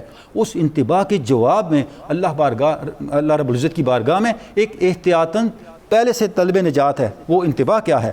افامنوا مکر اللہ ہے، کیا یہ لوگ اللہ کی خفیہ تدبیر سے امن میں چلے گئے، اپنے آپ کو محفوظ سمجھنے لگے؟ فلا یامن مکر اللہ الا القوم الخاسرون، اللہ کی خفیہ تدبیر سے وہی اپنے آپ کو مامون سمجھتے ہیں جو خسارے والے لوگ ہیں۔ اہل ایمان تو ہر وقت ڈرتے رہتے ہیں، وہ باوجود نیکیوں کے، باوجود اطاعت کی انتہا کے ہمیشہ اس کیفیت میں رہتے ہیں کہ اے اللہ ہمیں نہیں پتہ تیری بارگاہ سے ہمارے بارے میں کیا فیصلہ ہونے والا ہے۔ لہذا وہ کیا کہتے ہیں؟ وَلَا تَمْكُرْ بِي، اے میرے اللہ ایسا نہ ہو کہ تیری بارگاہ سے جاری ہونے والا کوئی منصوبہ میرے برے اعمال کی وجہ سے میرے خلاف پڑ جائے۔ اچھا اس کے بعد امام پاک کیا فرماتے ہیں؟ اب دیکھیں، فرماتے ہیں کہ فی حیلتک، اچھا اس میں بھی قرآن مجید کی آیہ مبارکہ بڑی کمال ہے۔ ارشاد ربانی ہے وَحِیلَ بَیْنَهُ وَبَیْنَ مَا یَشْتَهُونَ کَمَا فُعِلَ بِأَشْیَاءِهِم مِّن قَبْلُ، یہ ہمارا اسلوب رہا ہے تمہارے ساتھ ہی نہیں، تم سے پہلی امتوں کے ساتھ بھی، کہ جس نے بھی ہماری اطاعت کا راستہ چھوڑا اور اپنی نئی منزلیں مقرر کی، ہم نے ان میں اور ان کی مزعومہ اور اپنی طے کی منزلوں کے درمیان رکاوٹیں کھڑی کر دیں۔ وجہ کیا ہے کہ وہ ہمارے راستے سے بھٹکنے والے تھے، ہماری رضا کو ٹھکرانے والے تھے، ہماری رضا سے ہٹنے والے تھے۔ تو امام پاک کیا فرما رہے ہیں؟ اے اللہ میرے درمیان اور تیری رضا کے درمیان، میرے درمیان اور تجھ سے وابستہ میری امیدوں اور توقعات کے درمیان کوئی حجاب حائل نہ ہو جائے، کوئی رکاوٹ حائل نہ ہو جائے۔ اچھا آگے امام پاک کیا فرما رہے ہیں؟ بے کا عرفتو کا، سبحان اللہ، اے اللہ میں نے تجھ کو پہچانا، تیرے ذریعے سے پہچانا۔ پتہ یہ چلا کہ اللہ کا عرفان اللہ کی رحمت کے بغیر پاسبل نہیں ہے، ممکن نہیں ہے۔ اسی تو آپ سے ارشاد فرمایا ما عرفناک کا معرفتک، کہ اے اللہ ہم نے تجھے اس طرح پہچانا ہی نہیں جس طرح پہچاننا چاہیے تھا۔ اور یہ امام پاک کی دعا سامنے رکھیں اور حضور رسالت مآب صلی اللہ علیہ وآلہ وسلم کا فرمان پاک سامنے رکھیں تو بات جو سمجھ آتی ہے وہ کیا ہے؟ اللہ کو ہم نے پہچاننا ہے اللہ کے ذریعے سے، اور اللہ کے ذریعے سے پہچاننا کیسے ہے؟ جو اللہ کی قائم کی ہوئی دلیل ہے۔ وہ دلیل کون سی ہے؟ حضرت علامہ نے فرمایا تھا شناس آن را کے گوید ما عرفناک، سبحان اللہ، وہ ہستی جنہوں نے کہا ما عرفناک، ان کو پہچاننا ہے تو عرفناک بے کا، تو پھر ہم اللہ کو اس کی دلیل کے ذریعے پہچانتے اس کی ذات تک پہنچیں گے۔ ناظرین کرام، بارگاہ رب العزت میں دعا ہے کہ ہمیں ان پاک کلمات کے ذریعے سے، آئمہ اہل بیت اطہار کی ان مناجاتوں کے ذریعے سے ہمیں ظاہر اور باطن کا تقوی نصیب ہو، اور ان مناجاتوں کا، ان دعاؤں کا اور ان کلمات عالیہ کا جو فیضان ہے وہ ہمارے ظاہر و باطن میں جاری و ساری ہو، اور ہم اللہ اور اس کے رسول صلی اللہ علیہ وآلہ وسلم کی خوشنودی کے مستحق بن سکیں۔ کراچی میں اذان سحر کا وقت ہو رہا ہے اور 92 نیوز کی رحمت رمضان ٹرانسمیشن کا وقت بھی ناظرین کرام آج کی نشریات کا ختم ہو رہا ہے۔ ہم آپ سے اجازت چاہیں گے، انشاءاللہ کل آپ کی خدمت میں پھر حاضر ہوں گے، تب تک کے لیے اجازت دیجیے، خدا حافظ۔